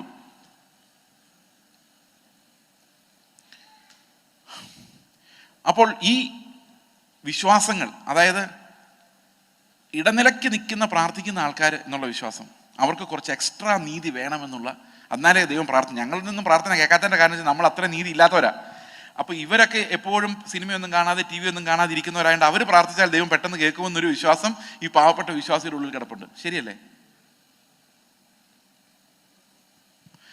കത്തോലിക്ക സഭയായാലും ഹിന്ദുക്കളായാലും ഇസ്ലാമിലുള്ളവരായാലും പെന്തിക്കോസുകാരായാലും അന്വേഷിച്ചുകൊണ്ടിരിക്കുന്നത് വിശുദ്ധരായ കുറെ മധ്യസ്ഥന്മാരെയാണ്. അപ്പം 4ാമത്തെ വര മനസ്സിലായോ? 4ാമത്തെ വര. ഇനി 5ാമത്തെ വര. 5ാമത്തെ വര എന്ന് പറയുന്നത് 2 പേരാണ് ആ വരയുടെ മുകളിൽ കയറിയതായിട്ട് ഞാൻ കണ്ടിട്ടുള്ളത്. ഒന്ന് പൗലോസും മറ്റൊന്ന് ചുങ്കക്കാരൻ്റെ കൂടെ പ്രാർത്ഥിക്കാൻ പോയ പരീശനുമാണ്. പൗലോസ് പറഞ്ഞു ന്യായപ്രമാണത്തിലെ നീതി സംബന്ധിച്ച് ഞാൻ ബ്ലെയിംലെസ് ആണ്. അപ്പോൾ എവിടെയാണ് ആ ന്യായപ്രമാണത്തിൻ്റെ നീതി പെർഫെക്റ്റ് ചെയ്ത ആളാണ്? നിങ്ങളൊന്ന് ആലോചിക്കുക. ന്യായപ്രമാണത്തിൻ്റെ നീതി ഒരാൾ നീതി സംബന്ധിച്ച് ഒരു കുറ്റവും പറയാൻ പറ്റാത്ത ആളെന്നാണ് പൗലോസ് പറയുന്നത്. That means he obeyed every commandment of the law. അപ്പോൾ എത്രാമത്തെ പടി അത്? 5ാമത്തെ പടി. അവിടെ നിൽക്കുന്നു എന്ന് വിചാരിച്ച വേറൊരു മനുഷ്യനാണ് ചുങ്കക്കാരനോട് പ്രാർത്ഥിക്കാൻ പോയ ആള്. പുള്ളി എന്താ പ്രാർത്ഥിച്ചത്? ഈ നിൽക്കുന്ന ആൾക്കാരെ പോലെ ഒന്നും ഞാൻ അല്ലാത്തതിനാൽ. നമ്മുടെ മനസ്സിലും തോന്നിയിട്ടില്ലേ അങ്ങനെ പലപ്പോഴും പ്രാർത്ഥിക്കുമ്പം അവന്മാരെ പോലെ ഒന്നും ഞാൻ അല്ലാത്തതിനാൽ സ്തോത്രം പറഞ്ഞിട്ടില്ലേ? ഉറക്കെ പറഞ്ഞിട്ടുണ്ടാവില്ല, മനസ്സിൽ പറഞ്ഞിട്ടുണ്ടാവും. കാരണം നമ്മുടെ എല്ലാ ഉള്ളിൽ ഒരു പരീശൻ മറഞ്ഞിരിക്കുന്നുണ്ട്. ഈ 5th ലൈൻ കഴിഞ്ഞാൽ അതുവരെയാണ് നമ്മുടെ ജഡത്തിനെത്താൻ പറ്റുന്നത്. That's the maximum where our flesh can reach, the optimal limit, maximum limit. അതിനപ്പുറത്തേക്ക് നമ്മുടെ ജഡത്തിന് കയറാൻ പറ്റത്തില്ല. അതാണ് ന്യായപ്രമാണത്തിൻ്റെ നീതി എന്ന് പറയുന്നത്. ഈ ന്യായപ്രമാണത്തിൻ്റെ നീതിയെ നമ്മൾ സമ്മറൈസ് ചെയ്ത് കഴിഞ്ഞാൽ ഇങ്ങനെ പറയാം: നീ നിന്റെ പൂർണ്ണ ശക്തിയോടും, അല്ലേ, എങ്ങനെയാ, പൂർണ്ണ ഹൃദയത്തോടും, പൂർണ്ണ മനസ്സോടും, പൂർണ്ണ ശക്തിയോടും, പൂർണ്ണ ആത്മാവോടും കൂടെ ദൈവത്തെ സ്നേഹിക്കുക. ഫുൾ എഫേർട്ട് മുഴുവൻ എടുത്ത് ദൈവത്തെ സ്നേഹിക്കുക. നിന്നെ നീ എത്രമാത്രം സ്നേഹിക്കുന്നോ അത്രയും നീ അയൽക്കാരനെ സ്നേഹിച്ചാൽ നീ പഴയ നിയമത്തിൻ്റെ നീതിയിൽ എത്തിയെന്നാണ് ന്യായപ്രമാണത്തിൻ്റെയും പ്രവാചകന്മാരുടെയും ചുരുക്കം. പക്ഷെ പുതിയ നിയമം വരുമ്പോൾ എന്താ സംഭവിക്കുന്നറിയാം? ഈ 6ാമത്തെ ലെവല്, ഇവിടെ ഒരു ലെവല്, അങ്ങോട്ട് ഒരിക്കലും നമുക്ക് ജഡത്തിൽ കയറാൻ പറ്റത്തില്ല. കാരണം അവിടുത്തെ നീതി ക്രിസ്തുവിൻ്റെ നീതിയാണ്. കർത്താവ് പറയാണ്, നിന്റെ ശക്തി പോരാ ഇനി സ്നേഹിക്കാൻ. നിനക്ക് എന്തുമാത്രം സ്നേഹിക്കാമോ അത് പോരാ. ഞാൻ നിന്നെ സ്നേഹിച്ച സ്നേഹത്തിൻ്റെ മെഷർ വേണം ഇനി നോക്കാൻ. അപ്പം ഇനി മേലിൽ നമ്മുടെ നീതിയെ മെഷർ ചെയ്യുന്നത് എനിക്കെന്ത് കപ്പാസിറ്റി ഉണ്ടെന്നല്ല, ക്രിസ്തു ഏത് നീതി കൊണ്ട് ജീവിച്ചു എന്നുള്ളതാണ്. Do you understand that shift? അവിടെയാണ്, ആ നീതിയാണ് വിശ്വാസത്താലുള്ള നീതി. അപ്പോൾ അതെങ്ങനെയാണ് എല്ലാവരെയും രക്ഷിക്കുന്നത്? എങ്ങനെയാണെന്ന് വെച്ച് കഴിഞ്ഞാൽ, ഈ ഏറ്റവും താഴത്തെ വരയിൽ കിടക്കുന്നവനും 2ാമത്തെയോ 3ാമത്തെയോ 4ാമത്തെ വരയിൽ കിടക്കുന്ന എവിടെ കിടന്നവനായാലും, എത്ര നീതിയുടെ ഡിഫറൻസസ് അവർ തമ്മിലുണ്ടെങ്കിലും, വിശ്വാസം എല്ലാവരെയും ഒരുപോലെ നീതീകരിക്കുന്ന രീതിയിലാണ് ദൈവം വെളിപ്പെടുത്തിയത്. അതിന് അർത്ഥം എന്താണെന്ന് വെച്ച് കഴിഞ്ഞാൽ, ഈ താഴെ കിടക്കുന്നവനും മുകളിലത്തെ വരയിലുള്ളവനും തമ്മിൽ ദൈവവുമായിട്ടുള്ള അകലം തുല്യമാണെന്നുള്ളതാണ്. വേറെ ഉദാഹരണം ഞാൻ പറഞ്ഞാൽ, നിങ്ങൾക്ക് വേണേൽ ബീച്ചിൽ പോയി ഇരിക്കാം, അന്തർവാഹിനി പോയി ഇരിക്കാം, മലയുടെ മുകളിൽ കയറി നിൽക്കാം. അപ്പം നോക്കുമ്പോൾ ഹൈറ്റിൽ നല്ല ഡിഫറൻസ് ഉണ്ടല്ലേ? നല്ല ഡിഫറൻസ് ഉണ്ട്. ലോകത്തിലെ ഏറ്റവും ഉയരമുള്ള ഒരു സാധനം ദുബായിലുണ്ടല്ലോ, ബുർജ് ഖാലിഫ. അതിൻ്റെ താഴെ പോയി നോക്കി നിന്നിട്ട് വന്ന, പക്ഷെ മറന്നുപോയി. ഈ ബുർജ് ഖാലിഫയുടെ മുകളിൽ കയറി നിൽക്കാം. പക്ഷേ ഈ സൂര്യനുമായിട്ടുള്ള ദൂരം തട്ടിച്ച് നോക്കിയാൽ ഇതെല്ലാം ഏകദേശം ഒന്ന് തന്നെയാണ്, അല്ലേ? അതൊന്ന് കണക്ക് കൂട്ടാൻ പോലും പറ്റത്തില്ല. അപ്പം ഇവിടെയൊക്കെ നമുക്ക് പിടച്ച് കയറിയാലും ഈ ദൈവത്തിൻ്റെ നീതിയുമായി യാതൊരു കണക്ഷനും ഇല്ല. ആ നീതി എന്നോട് കർത്താവ് പറയാണ്, നീ ഇങ്ങനെ ചെയ്യണമെന്ന് പറയുമ്പോൾ എനിക്കറിയാം എനിക്ക് അതിനുള്ള കപ്പാസിറ്റി ഇല്ല. അപ്പം എൻ്റെ ഉള്ളതൊരു ഫെയ്ത്തായിട്ട് വരികയാണ്, കർത്താവെ നീ എന്നെ സഹായിക്കും, എനിക്ക് എത്താത്ത പാറയെങ്കിലേക്ക് നീ എന്നെ നടത്തും, എന്നേക്കാൾ ഉയരമുള്ള എൻ്റെ ജഡത്തിൻ്റെ കപ്പാസിറ്റിക്ക് അപ്പുറത്തേക്കുള്ള ആ പാറയിലേക്ക് നീ എന്നെ നടത്തും. ഇനി ഈ ഇതിലേക്ക് ഒറ്റയടിക്ക് ചാടിപ്പോയ ഒരാളുണ്ടായിരുന്നറിയോ? ക്രൂശിലെ കള്ളൻ. വലതുഭാഗത്തായിരുന്നു ഇടതു ഭാഗത്തായിരുന്നു അതറിയത്തില്ല. യാക്കോബക്കാർ പറയുന്ന വലതുഭാഗത്താണ്. എവിടെ കിടന്നാലും നമുക്ക് കുഴപ്പമില്ല. പക്ഷെ അതിന് ഞാൻ രസകരമായൊരു കാര്യം മനസ്സിലാക്കിയത്, ഈ മത്തായിയുടെ സുവിശേഷത്തിൽ നമ്മൾ കാണുന്നത് ഈ 2 പേരും യേശുവിനെ ദുഷിക്കുന്നതായിട്ടാണ്. അവനോട് കൂടെ ക്രൂശിച്ച ദുഷ്പ്രവൃത്തിക്കാരും അവനെ ദുഷിച്ചു എന്നാണ്. എന്നാൽ ലൂക്കോസിന്റെ സുവിശേഷം വായിക്കും, അവിടെ പറഞ്ഞിരിക്കുന്നതാണ് അതിലൊരുത്തൻ മാത്രം ദുഷിച്ചുള്ളൂ എന്നല്ല, അതിലൊരുത്തൻ മാനസാന്തരപ്പെട്ടു. അപ്പോൾ ഒരു കാര്യം ഉറപ്പാണ്, മത്തായി നോക്കിയപ്പോൾ 2 പേരും ദുഷിക്കുകയായിരുന്നു. എന്നാൽ ലൂക്കോസ് പോയി ഇന്റർവ്യൂ ചെയ്ത ദൃക്സാക്ഷി നോക്കിയപ്പോൾ അതിലൊരുത്തൻ മാനസാന്തരപ്പെട്ടായിരുന്നു. അതിൽ നിന്ന് മനസ്സിലാക്കാം, ദൂഷകനിൽ നിന്ന് ശിഷ്യനായി മാറുവാൻ ആ കള്ളന് കിട്ടിയത് വളരെ കുറഞ്ഞൊരു സമയമാണ്. On the cross it happened, അല്ലേ?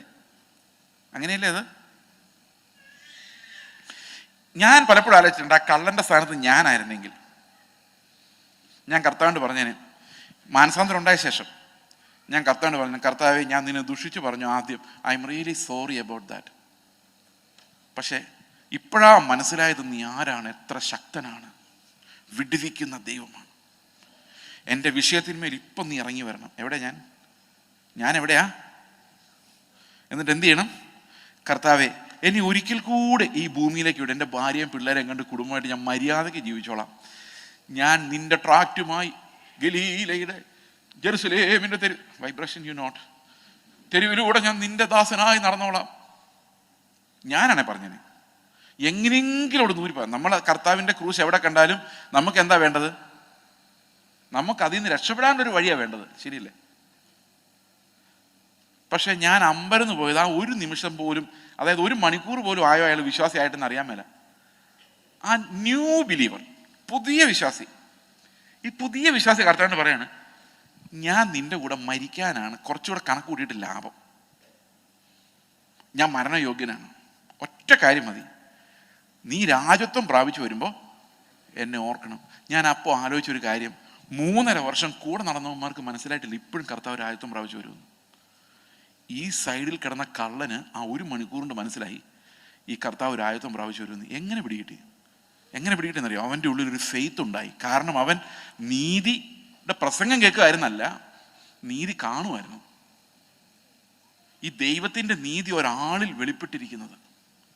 അവനെ ഉപദ്രവിക്കുന്നവരോട്, കുത്തുന്നവരോട്, നിന്ദിക്കുന്നവരോട് സ്നേഹത്തോടെ നോക്കുന്നത്, മരണം വരെ സന്തോഷത്തോടെ സഫർ ചെയ്യുന്നത് ഇപ്പുറത്തിരുന്ന് നോക്കിക്കൊണ്ട് അവൻ പറയാണ്, ഇങ്ങനൊരു നീതിക്ക് പ്രതിഫലം ഉണ്ടാകുമെങ്കിൽ അത് ഈ ലോകത്ത് കൊടുക്കാൻ പറ്റില്ല. കാരണം ഈ നീതി മരണം വരെയാണ്. അപ്പോൾ അതിൻ്റെ പ്രതിഫലം എവിടെയുള്ളൂ? പുനരുത്ഥാനത്തിൽ മാത്രമേ അതിന് പ്രതിഫലം കൊടുക്കാൻ പറ്റുകയുള്ളൂ. ഈ നീതിമാൻ പ്രതിഫലമില്ലാതെ പോവുകയില്ല എന്ന് അവന് മനസ്സിലായി. അവൻ പറഞ്ഞു, കർത്താവെ, നീ രാജ്യത്വം പ്രാപിച്ചു വരുമ്പോൾ നീ എന്നെയും ഓർക്കണമേ. കർത്താവ് പറഞ്ഞു, നീ അത്രയും കാത്തിരിക്കേണ്ട, ഇന്ന് മുതൽ നീ എൻ്റെ കൂടെയാണ്. ഇത് ഒറ്റയടിക്ക് പുള്ളി എവിടെ നിന്ന് കയറി? ആ ഫെയ്ത്ത് പുള്ളിയുടെ ഉള്ളിലേക്ക്, ആ നീതിയിൽ നിന്ന് ആ വിശ്വാസമുണ്ടായ ആ ഒരു നിമിഷം, ഒരു പ്രവൃത്തിയും കൂടാതെ he became A child of God. അല്ലേ? ശരിയല്ലേ? അപ്പൊ ഏതു മനുഷ്യനെ രക്ഷിക്കാൻ ഈ സുവിശേഷത്തിന് കഴിയും. ഈ പരീശന്മാർ കൊണ്ടിരുന്ന സുവിശേഷത്തിൽ രക്ഷപ്പെടണമെങ്കിൽ നമ്മൾ എന്ത് ചെയ്യണം? 1-ാമത്തെ പടി കയറണം, 2-ാമത്തെ പടി കയറണം, 5-ാമത്തെ പടി കയറുമ്പോൾ ജീവനോടുണ്ടെങ്കിൽ പറയാം. ഇനി ജഡം കൊണ്ടുണ്ടാക്കുന്ന അതിനേക്കാൾ കുറച്ചുകൂടെ സ്ട്രോങ് ആയിട്ടുള്ളൊരു നീതി കർത്താവ് കൊണ്ട് തന്നേരം എന്ത് ചെയ്തേനെ? 5-6 പേരൊക്കെ കയറി രക്ഷപ്പെട്ടേനെ. പക്ഷെ ഇത് വിശ്വാസം എന്ന വഴി തുറക്കുന്നത് വഴി സകലരെയും രക്ഷിക്കാൻ കഴിയുന്ന ദൈവത്തിൻ്റെ നീതിയെ വെളിപ്പെടുത്തി. അങ്ങനെ വിശ്വാസം എന്നൊരു വഴി, ഒരു ഇടുക്ക് വഴി ദൈവം തുറന്നു. ഏതും മനുഷ്യനെയും രക്ഷിക്കാനുള്ള ദൈവശക്തിയായിട്ടാണ് ആ നീതി വെളിപ്പെടുന്നത്. അപ്പോൾ ഞാൻ തുടങ്ങിയിട്ടുള്ളൂ കേട്ടോ, തീരാൻ പോവാ. 2 പത്രോസിന്റെ 2-ാം ലേഖനം 1-ാം വാക്യമാണ് പറഞ്ഞത്. ഇനി നമ്മൾ ഒരൊറ്റ ചാട്ടം 3-ാം വാക്യത്തിലേക്ക്. ഈ 3-ാം വാക്യം, തന്റെ മഹത്വത്താലും വീര്യത്താലും നമ്മെ വിളിച്ചവന്റെ പരിജ്ഞാനത്താൽ അവന്റെ ദിവ്യശക്തി ജീവനും. നമുക്ക് ആദ്യത്തെ ആ വാക്ക് എടുക്കാം. തന്റെ മഹത്വത്താലും വീര്യത്താലും. ഞാൻ ഇപ്പം മലയാളം ട്രാൻസ്ലേഷൻ എത്ര മനോഹരം എന്ന് പറഞ്ഞോളൂ, ഇപ്പൊ തന്നെ തിരുത്തി പറയേണ്ട അവസ്ഥയാണ്. അത് അത്ര മനോഹരമല്ല, അവിടെ ഒരു തെറ്റുണ്ട്. ആ തെറ്റെന്താന്ന് മനസ്സിലാണെങ്കിൽ ഇംഗ്ലീഷ് വായിച്ചാൽ മതി. ഇംഗ്ലീഷിൽ എന്താ എഴുതിയേക്കെന്ന് നോക്കിയേ. His divine power has granted to us all things that pertain to life and godliness through the knowledge of him who called us to his own glory and excellence. To his own glory and excellence. By his own glory and excellence എന്നാണോ? അവന്റെ മഹത്വത്താലും വീര്യത്താലും എന്നാണോ? അവന്റെ മഹത്വത്തിലേക്കും വീര്യത്തിലേക്കും എന്നാണോ? ഇംഗ്ലീഷിൽ എങ്ങനെയാ? To his glory and excellence. അങ്ങനെ king ജെയിംസിലും കിടക്കുന്നല്ലേ, ടു ഗ്ലോറി ആൻഡ് വെർച്യൂ. അപ്പോൾ അങ്ങോട്ട് വിളിച്ചിരിക്കുന്ന, നമ്മൾ മലയാളത്തിൽ എഴുതിക്കുമ്പോൾ അത് ഇത്തിരി ഒരു ചെറിയൊരു പ്രിപ്പോസിഷൻ പ്രോബ്ലം ഉണ്ടായി. അവിടെ തൻ്റെ മഹത്വത്താലും വീര്യത്താലും എന്നാണ്. പക്ഷെ ഇവിടെ എഴുതിയിരിക്കുന്നത് അങ്ങനെയല്ല. അവൻ്റെ മഹത്വത്തിലേക്കും വീര്യത്തിലേക്കും നമ്മെ വിളിച്ചവൻ്റെ പരിജ്ഞാനത്തിൽ. പരിജ്ഞാനം എന്നുള്ള വാക്ക് രാവിലെ എക്സ്പ്ലെയിൻ ചെയ്ത് ഓർമ്മയുണ്ടോ? ഇതെല്ലാം ഓർത്തിരിക്കുക എന്നുള്ളത് വലിയൊരു പാടാണ്. പരിജ്ഞാനം എന്ന് പറഞ്ഞാൽ എന്താണ്? What would Jesus do? അങ്ങനെ ജീവിക്കാൻ വേണ്ടി അവൻ്റെ അതേ ഗ്ലോറിയിലേക്കും അതേ എക്സലൻസിലേക്കും. ആരുടെ എക്സലൻസിലേക്കാ നമ്മളെ വിളിച്ചിരിക്കുന്നത്? ക്രിസ്തുവിൻ്റെ എക്സലൻസിലേക്ക് വിളിച്ചേക്ക. എന്നെപ്പോലെ ഒരു പൊട്ടനെ, ഒരു ഗതിയുമില്ലാത്ത ഒരുത്തനെ വിളിച്ചിട്ട് പറയാണ്, നിന്നെ വിളിച്ചേക്കുന്നത് എങ്ങോട്ടെന്ന് അറിയാമോ? എങ്ങോട്ടാ കർത്താവേ? യേശു ക്രിസ്തുവിൻ്റെ എക്സലൻസിലേക്കും യേശു ക്രിസ്തുവിൻ്റെ ഗ്ലോറിയിലേക്കുമാണ്. ഞാൻ പറയുന്നത് എന്തൊരു വിളി ചെയ്ത് ഞാൻ എങ്ങനെ ജീവിക്കും? അപ്പൊ കർത്താവ് പറയാണ്, ജീവനും ഭക്തിക്കും വേണ്ടതെല്ലാം ഞാൻ വെച്ചിട്ടുണ്ട് ഈ ആത്മാവിലൂടെ. എങ്ങനെയാണ്? വിളിച്ചവന്റെ പരിജ്ഞാനത്താൽ അവന്റെ ദിവ്യശക്തി നമ്മുടെ ഉള്ളിൽ വ്യാപരിക്കുന്ന ശക്തിയാൽ നമുക്ക് ആ ലൈഫ് ജീവിക്കാനുള്ള വിശുദ്ധീകരണത്തിന്റെ പൂർത്തിയിൽ എത്താൻ വേണ്ടിയുള്ള എല്ലാ റിസോഴ്സസും നമ്മുടെ ഉള്ളിൽ ദൈവം വെച്ചിട്ടുണ്ട്. ഈ ജീവനും ഭക്തി എന്നൊക്കെ ആദ്യം ഞാൻ കേട്ടപ്പോൾ വിചാരിച്ചെന്താണെന്നറിയാം? ജീവിക്കാനുള്ള അപ്പം. പിന്നെ ഭക്തിക്ക് എന്തിനാ കാശ്? ചർച്ചിൽ പോകാനുള്ള സ്വോത്ര കാഴ്ച. എൻ്റെ കയ്യിൽ ഈ സ്വോത്ര കാഴ്ച ഇടാനുള്ള കാശില്ലായിരുന്നുകൊണ്ട്, ചേഞ്ച് ഇല്ലാഞ്ഞുകൊണ്ട് മോളിയാൻ്റെ എനിക്ക് എല്ലാ ദിവസവും സ്വോത്ര കാഴ്ചയ്ക്കുള്ള കാശ്. അത് ജീവനും ഭക്തിക്കും വേണ്ട പൈസയാണ്. പിന്നെ വണ്ടിക്കൂലി, വരാനുള്ള വണ്ടിക്കൂലി, ഇതാണ് ഭക്തിക്കുള്ള കാശ്. ഇത് രണ്ടും ദൈവം തരുമെന്നാണ് ഞാൻ ആദ്യം വിചാരിച്ചോണ്ടിരുന്നത്. പിന്നെ മനസ്സിലായത് അവൻ്റെ പരിജ്ഞാനം എന്നൊരു വാക്ക് അവിടെ കിടപ്പുണ്ട്. അതായത് ക്രിസ്തു ജീവിച്ചതുപോലെ ജീവിക്കാൻ, ക്രിസ്തു ജീവിച്ചതുപോലെ ജീവിക്കാനുള്ള ആ ജീവന് വേണ്ടതല്ല, അതേ ഭക്തിക്ക് വേണ്ടതല്ല, അവന്റെ പരിജ്ഞാനത്തിൽ നമ്മുടെ ഉള്ളിൽ വ്യാപരിക്കുന്ന ശക്തിയാൽ കഴിയുന്നവന്. അപ്പൊ അങ്ങോട്ടാ നമ്മൾ പോകുന്നേ. എങ്ങോട്ടാ പോകുന്നേ? നമ്മൾ വിചാരിക്കും നമ്മൾ അമേരിക്കയിലോട്ട് പോകാൻ, അല്ലെ ഓസ്ട്രേലിയയിലോട്ട് പോകുന്ന. അതല്ല യാത്ര. യാത്ര ഇവിടെ നിന്ന് ബാബിലോണിലേക്കല്ല, മനുഷ്യനിർമ്മിതമായ ബാബിലോൺ എന്ന ആ മ്ലേച്ഛതയിലേക്കല്ല, സ്വർഗത്തിൽ നിന്ന് ഇറങ്ങി വരുന്ന യെരുശലേം എന്ന പട്ടണത്തിലേക്ക്, ക്രിസ്തുവിന്റെ എക്സലൻസിലേക്ക്, സ്വർഗത്തിലേക്കാണ്. സ്വർഗവും ഭൂമിയും ഒന്നാകുന്ന ആ പെർഫെക്ഷനിലേക്കാണ് നമ്മൾ പോയിക്കൊണ്ടിരിക്കുന്നത്. ആ ജീവന് വേണ്ടതാണ് ദൈവം നമുക്ക് ഓരോ ദിവസവും തന്നുകൊണ്ടിരിക്കുന്നത്. അപ്പൊ നമ്മൾ പലപ്പോഴും പറയും, ഓ എനിക്ക് വയ്യ, ജീവിതം മടുത്തു. എന്നെ ഈ ഫോണിൽ വിളിച്ച് എപ്പോഴും ആൾക്കാർ പറയുന്നുണ്ട്, ഞാൻ മടുത്തു, എന്ത് ചെയ്യണമെന്ന് അറിയാൻ മേല. കാരണം they are unaware of the riches of Christ. ഒന്നുമില്ലായ്മയിലും സന്തോഷിക്കാനുള്ള ആ ധനം കർത്താവ് നമ്മുടെ ഉള്ളിൽ തന്നിട്ടുണ്ട്. We are very strong in the Lord. അടുത്ത വാക്യം എന്താ പറയുന്നത് നോക്കി. അവയാൽ ഈ ജീവനും ഭക്തിക്കും ഉള്ള ദാനങ്ങൾ തരുന്നത് വഴി എന്ത് സംഭവിച്ചു?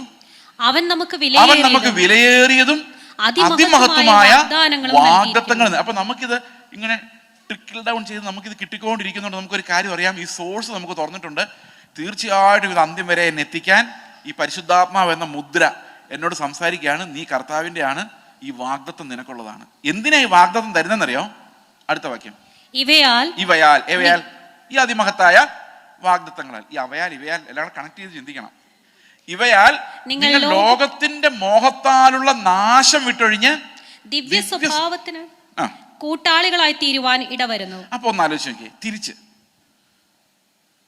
നമുക്ക് ഈ പ്രത്യാശ ആരും തരുന്നില്ല. നമ്മളോട് ആരും സ്വർഗത്തിൽ പോകുന്ന കാര്യം പറയുന്നില്ല. നമുക്ക് വാഗ്ദത്തങ്ങളും തരുന്നില്ല. വാഗ്ദത്തങ്ങളല്ല ഈ ലോകത്തിലാണ്. എന്നോടൊരാൾ വാഗ്ദത്തം പറഞ്ഞ എയറോപ്ലെയിനിൽ നിന്ന് ഇറങ്ങാൻ പറ്റാത്ത പോലത്തെ മിനിസ്റ്റർ വരും. ഞാൻ പറഞ്ഞ എൻ്റെ ഏറ്റവും വലിയ ആഗ്രഹം എയറോപ്ലെയിനിൽ കയറിയാൽ ഒന്ന് ഇറങ്ങണം എന്നുള്ളതാണ്. എത്ര സുഖമായിട്ടിരുന്നാലും നമ്മുടെ എയറോപ്ലെയിനിൽ കയറുന്ന ആർക്കെങ്കിലും എയറോപ്ലെയിനിൽ നിന്ന് ഇറങ്ങാൻ വയ്യാത്ത മിനിസ്റ്ററി ആഗ്രഹമുണ്ടോ? ഞാൻ പറഞ്ഞു, എനിക്ക് എൻ്റെ ഭാര്യയും പിള്ളേരും കാണണ്ടേ, എനിക്കൊന്ന് കുളിക്കണ്ടേ? ഇതെന്താ നിങ്ങൾ ഈ പറയുന്നു? വാഗ്ദത്തങ്ങൾ, അതിമഹത്തായ വാഗ്ദത്തങ്ങൾ ഈ പ്രവാചകന്മാർ തന്നിട്ട് പോകുന്നു. അതെല്ലാം എങ്ങോട്ടാ നയിക്കുന്നില്ല? ലോകമോഹത്താലുള്ള നാശം വിട്ടൊഴിയവല്ല, ഈ ലോകമോഹത്തിനകത്ത് പെടുത്തിക്കളയുക ചെയ്യുന്നു. പക്ഷെ ഇത് കണ്ടിട്ട് നമ്മൾ ഹല്ലേലൂയ പറയും. നിനക്ക് വേണ്ടി വിശാലമായൊരു വഴി തുറന്നിരിക്കുന്നു. പ്രവാചകൻ ആമേൻ ഹല്ലേലൂയ. എന്നാ ഒരുത്തനെങ്കിലും എന്നിട്ട് ചോദിക്കണ്ടേ, ഇടുക്ക് വഴി അപ്പൊ തുറക്കുമെന്ന്? അതാരും ചോദിക്കില്ല.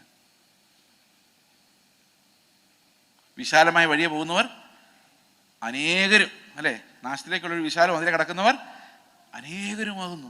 അതേ വിശാലമായ വഴിയിലേക്ക് പിന്നെ നിങ്ങളെ, എന്തൊരു കഷ്ടമല്ലേ ഇത്. പൗലോസും പത്രോസും അന്നേ പറഞ്ഞിട്ടുണ്ട്, ഞങ്ങൾ പോയ ശേഷം ഇങ്ങനെയുള്ള കൊടിയ ചെന്നായ്ക്കൾ വന്നിട്ട് കർത്താവ് നമുക്ക് വെച്ചിരിക്കുന്ന പ്രോമിസിന് നേരെ ഓപ്പോസിറ്റ് ആയിട്ട് ചിന്തിക്കാൻ അവർ നിങ്ങളെ നിർബന്ധിക്കും.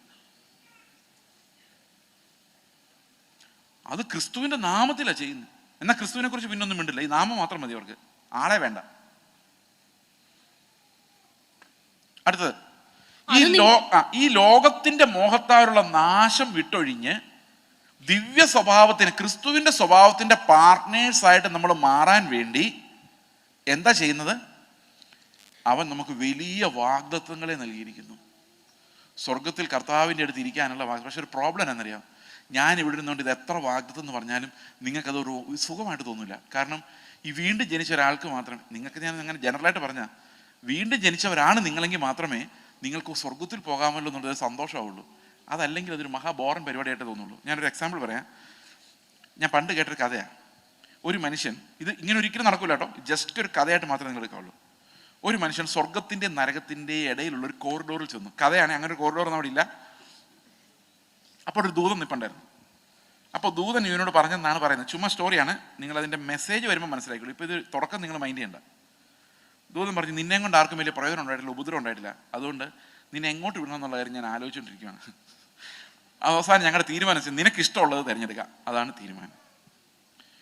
അപ്പോൾ പുള്ളി ആലോചിച്ചു, എല്ലാവരും സ്വർഗം ഭയങ്കര കാര്യമായിട്ട് പറയുന്നു, നമുക്ക് ആദ്യം സ്വർഗവും നോക്കിയേക്കാം. പുള്ളി നേരെ സ്വർഗം എന്ന് എഴുതി വെച്ചിരിക്കുന്ന ഡോറിൻ്റെ അടുത്തോട്ട് എന്ന് കഴിഞ്ഞപ്പം അവിടെ രണ്ടുമൂന്ന് അമ്മച്ചിമാരിരുന്ന് ബൈബിൾ വായിച്ചുകൊണ്ടിരിക്കുന്നു, പാട്ട് പാടിക്കൊണ്ടിരിക്കുന്നു. ഇയാൾ വിചാരിക്കുകയാണ്, ഇതെന്താണ്, ഇത് തന്നെയായിരുന്നു ലോകത്തിലും, ഇത് തന്നെയാണ് ഇവിടെ സ്തോത്രം. ഇവന് വലിയ ഇൻട്രസ്റ്റ് ഇല്ല അതിനകത്തൊന്നും, സ്തോത്രവും സ്തുതിയും, എനിക്കിങ്ങും വേണ്ട എന്ന് പറഞ്ഞ് നരകം കൂടെ ഒന്ന് കണ്ടേക്കാം. ഈ നരകം കാണാൻ വേണ്ടി പുള്ളി പോയി. അപ്പം നരകം എന്ന് പറഞ്ഞാൽ വളരെ മനോഹരമായൊരു കെട്ടിടമായിരുന്നു, ഗ്ലാസ് കൊണ്ടുണ്ടാക്കി കെട്ടിടം. അപ്പോൾ ഇനി ഗ്ലാസിനിടയിലൂടെ നോക്കി അകത്തെന്താ നടക്കുന്നുണ്ട്. അകത്ത് നടക്കുന്നതിട്ട് അവൻ ഞെട്ടിപ്പോയി. അവിടെ പലവിധമായ ഹോട്ടലുകൾ, ഫുഡ് സെർവ് ചെയ്യുന്നു, ആൾക്കാർ ഡാൻസ് ചെയ്യുന്നു, എൻജോയ് ചെയ്യുന്നു, പാപം ചെയ്യാൻ പ്രത്യേക കോർണറുകൾ,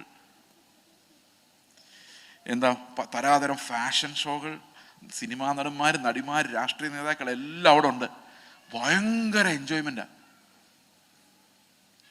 അപ്പൊ ഇവൻ ഈ ദൂതനോട് പറഞ്ഞു, എന്തായാലും സ്വർഗത്തിലോട്ട് ഞാനില്ല, ഇതൊക്കെ വിട്ടിട്ട് എങ്ങനെ സ്വർഗത്തിലോട്ട് പോകുന്നു, എനിക്ക് ആകെ എൻജോയബിൾ ആയിട്ട് തോന്നിയതാണ്. അന്നേരം ഈ ദൂതൻ പറഞ്ഞു, പോയാ പോക്കാണ്, പിന്നെ തിരിച്ചു വരാൻ പറ്റത്തില്ല. എന്തായാലും സ്വർഗത്തിലോട്ടില്ല, നിങ്ങളൊന്ന് നോക്കി, ഇതിനകത്ത് നടക്കുന്ന ആ ആഹാരം കണ്ടിട്ട് തന്നെ എനിക്ക് സഹിക്കാൻ പറ്റുന്നില്ല. പുള്ളി നേരെ ചെന്ന് ഡോർ തുറന്നപ്പം 2 കുട്ടിപ്പിശാചുക്കൾ വന്ന് ഇവനെ തൂക്കി എടുത്തുകൊണ്ട് പോയി ഒരു ചട്ടിയിലിട്ട് വറക്കാൻ തുടങ്ങി. ഇവൻ അകത്ത് നോക്കിയപ്പം ഈ പറയുന്ന ഒന്നും അകത്ത് കാണുന്നില്ല. അകത്ത് ഇരുട്ടും തീയും പുഴുവും മാത്രമേ ഉള്ളൂ, ഒരു സാധനവും വെളിയിൽ കണ്ട ഒന്നുമില്ല. അപ്പൊ അവൻ ഈ വറക്കുന്ന കുട്ടിപ്പിശാചോട് ചോദിക്കും, ഇതൊന്നും അല്ലല്ലോ, എന്നെ നിങ്ങൾ പറ്റിക്കുമായിരുന്നല്ലേ, ഇതൊന്നും അല്ലല്ലോ വെളിയിൽ നിന്ന് കണ്ടെന്ന് പറഞ്ഞു. ഞങ്ങൾ ഈ നരകത്തിന്റെ അഡ്വർടൈസ്മെന്റ് അങ്ങനെ വെക്കുന്നതെന്ന് പറഞ്ഞു. നമ്മൾ ഈ അഡ്വർടൈസ്മെന്റിനകത്ത് ചുറ്റിക്കിടക്കുന്നതുകൊണ്ട് ഈ സ്വർഗവും നിങ്ങൾക്ക് അതിമഹത്തായ പ്രതിഫലം എന്നൊന്നും പറഞ്ഞ് ഒന്നും തോന്നില്ല. കാരണം ഈ പെന്തക്കോസ്തിലെ പ്രസംഗം കേട്ട് നമ്മൾ മനസാക്ഷി മരവിച്ച് ലോകം എങ്ങനെയും കിട്ടിയാൽ മതി എന്നുള്ള ആ ചിന്തക്കകത്തോട്ട് വിശ്വാസികളിൽ വലിയൊരു പങ്കും വീണുപോയത് കൊണ്ട് ഈ സ്വർഗത്തിന്റെ തേജസ് എന്നൊന്നും പറഞ്ഞാൽ അകത്തൊരു ഒരു വിങ്ങലുണ്ടാവില്ല, ഒരു കൊതി ഉണ്ടാവില്ല. ദാറ്റ് പ്രത്യാശ is lost from this generation.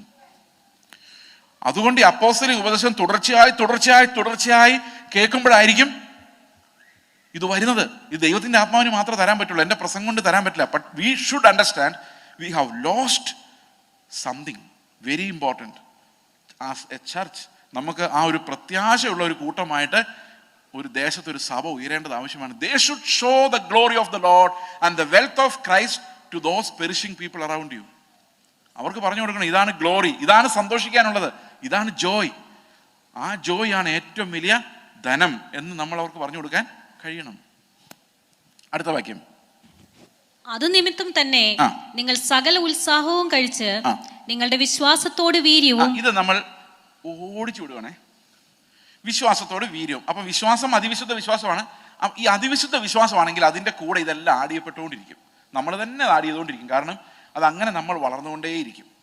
വിശ്വാസത്തോട് വീര്യവും, വീര്യത്തോടു കൂടി പരിജ്ഞാനവും, പരിജ്ഞാനത്തോട് ഇന്ദ്രിയജയവും, പരിജ്ഞാനത്തോടു കൂടി ഇന്ദ്രിയജയവും, ഇന്ദ്രിയജയത്തോട് സ്ഥിരതയും, ഇന്ദ്രിയജയത്തോട് സ്ഥിരതയും, സ്ഥിരതയോട് ഭക്തിയും, സ്ഥിരതയോട് ഭക്തിയും, ഭക്തിയോട് സഹോദരപ്രീതിയും, സഹോദരപ്രീതിയും, സഹോദരപ്രീതിയോട് സ്നേഹവും കൂട്ടിക്കൊള്ളുവിൻ, സഹോദരപ്രീതിയോട് സ്നേഹവും കൂട്ടിക്കൊള്ളുവിൻ. അപ്പൊ ഇതെല്ലാം വന്ന് നമ്മുടെ സ്വഭാവമായിട്ട് മാറണം.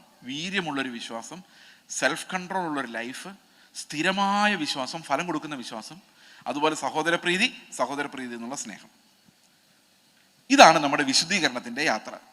നമ്മൾ ക്രിസ്തുവിന്റെ സ്വഭാവമുള്ളവരായി മാറിക്കൊണ്ടിരിക്കുന്നു. നമ്മൾ ഒരിക്കലും ക്രിസ്തുവിനെ പോലെ പെർഫെക്റ്റ് ആകുന്നില്ല, but we are on that path way to Christ.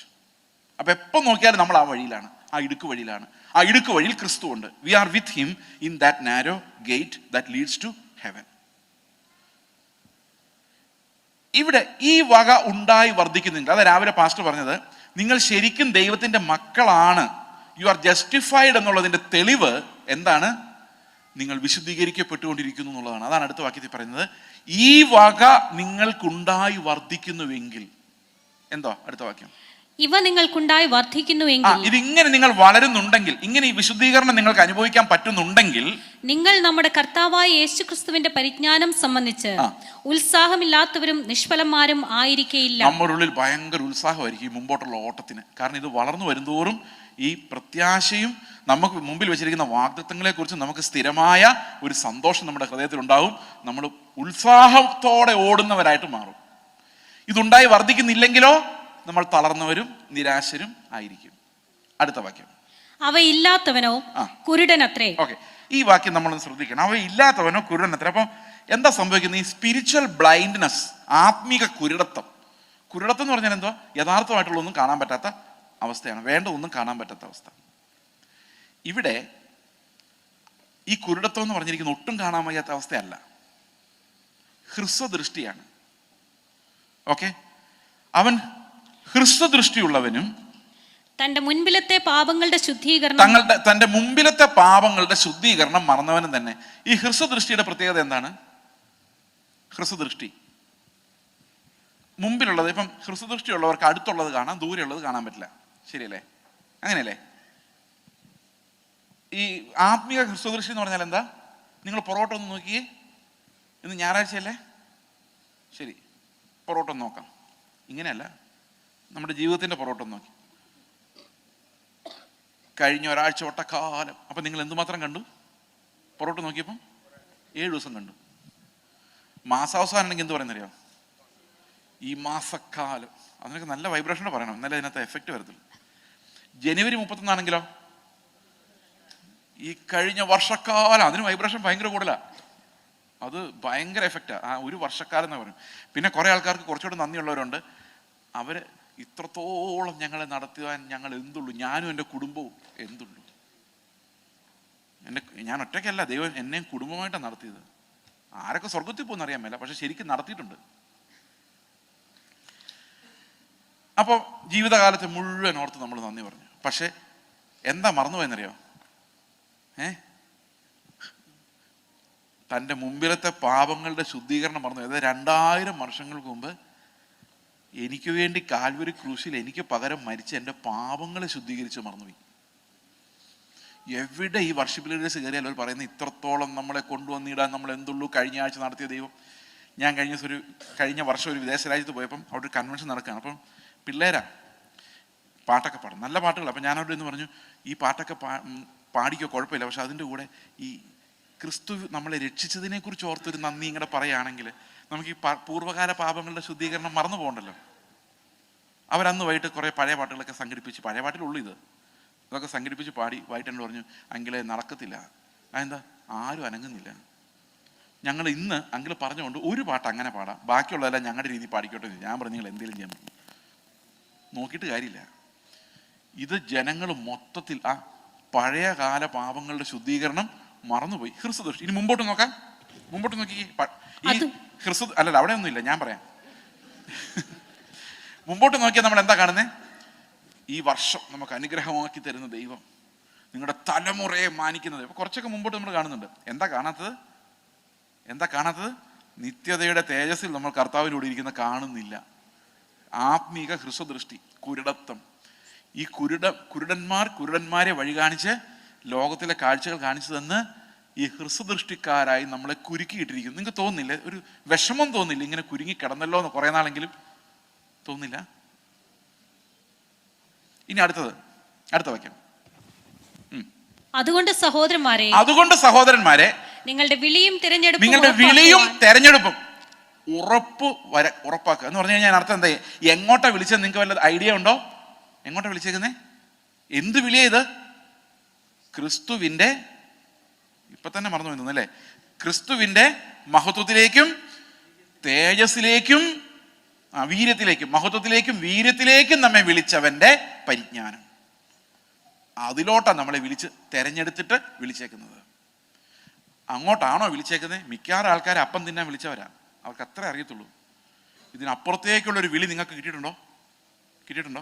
നിങ്ങൾ ഇന്ന് നിങ്ങളോട് ചോദിക്കേണ്ട ചോദ്യമാണ്, ഈ ഒരു വിളി നിങ്ങളുടെ ഉള്ളിൽ വന്നിട്ടുണ്ടോ? ആ കൊളുത്ത് വന്ന് ഹൃദയത്തിൽ വീണിട്ടുണ്ടോ? നിത്യതയിൽ ക്രിസ്തുവിൻ്റെ കൂടെ തേജസ്സിലിരിക്കാനുള്ള ആ വിളി നിങ്ങളുടെ ഹൃദയത്തിൽ വന്ന് കിടപ്പുണ്ടോ?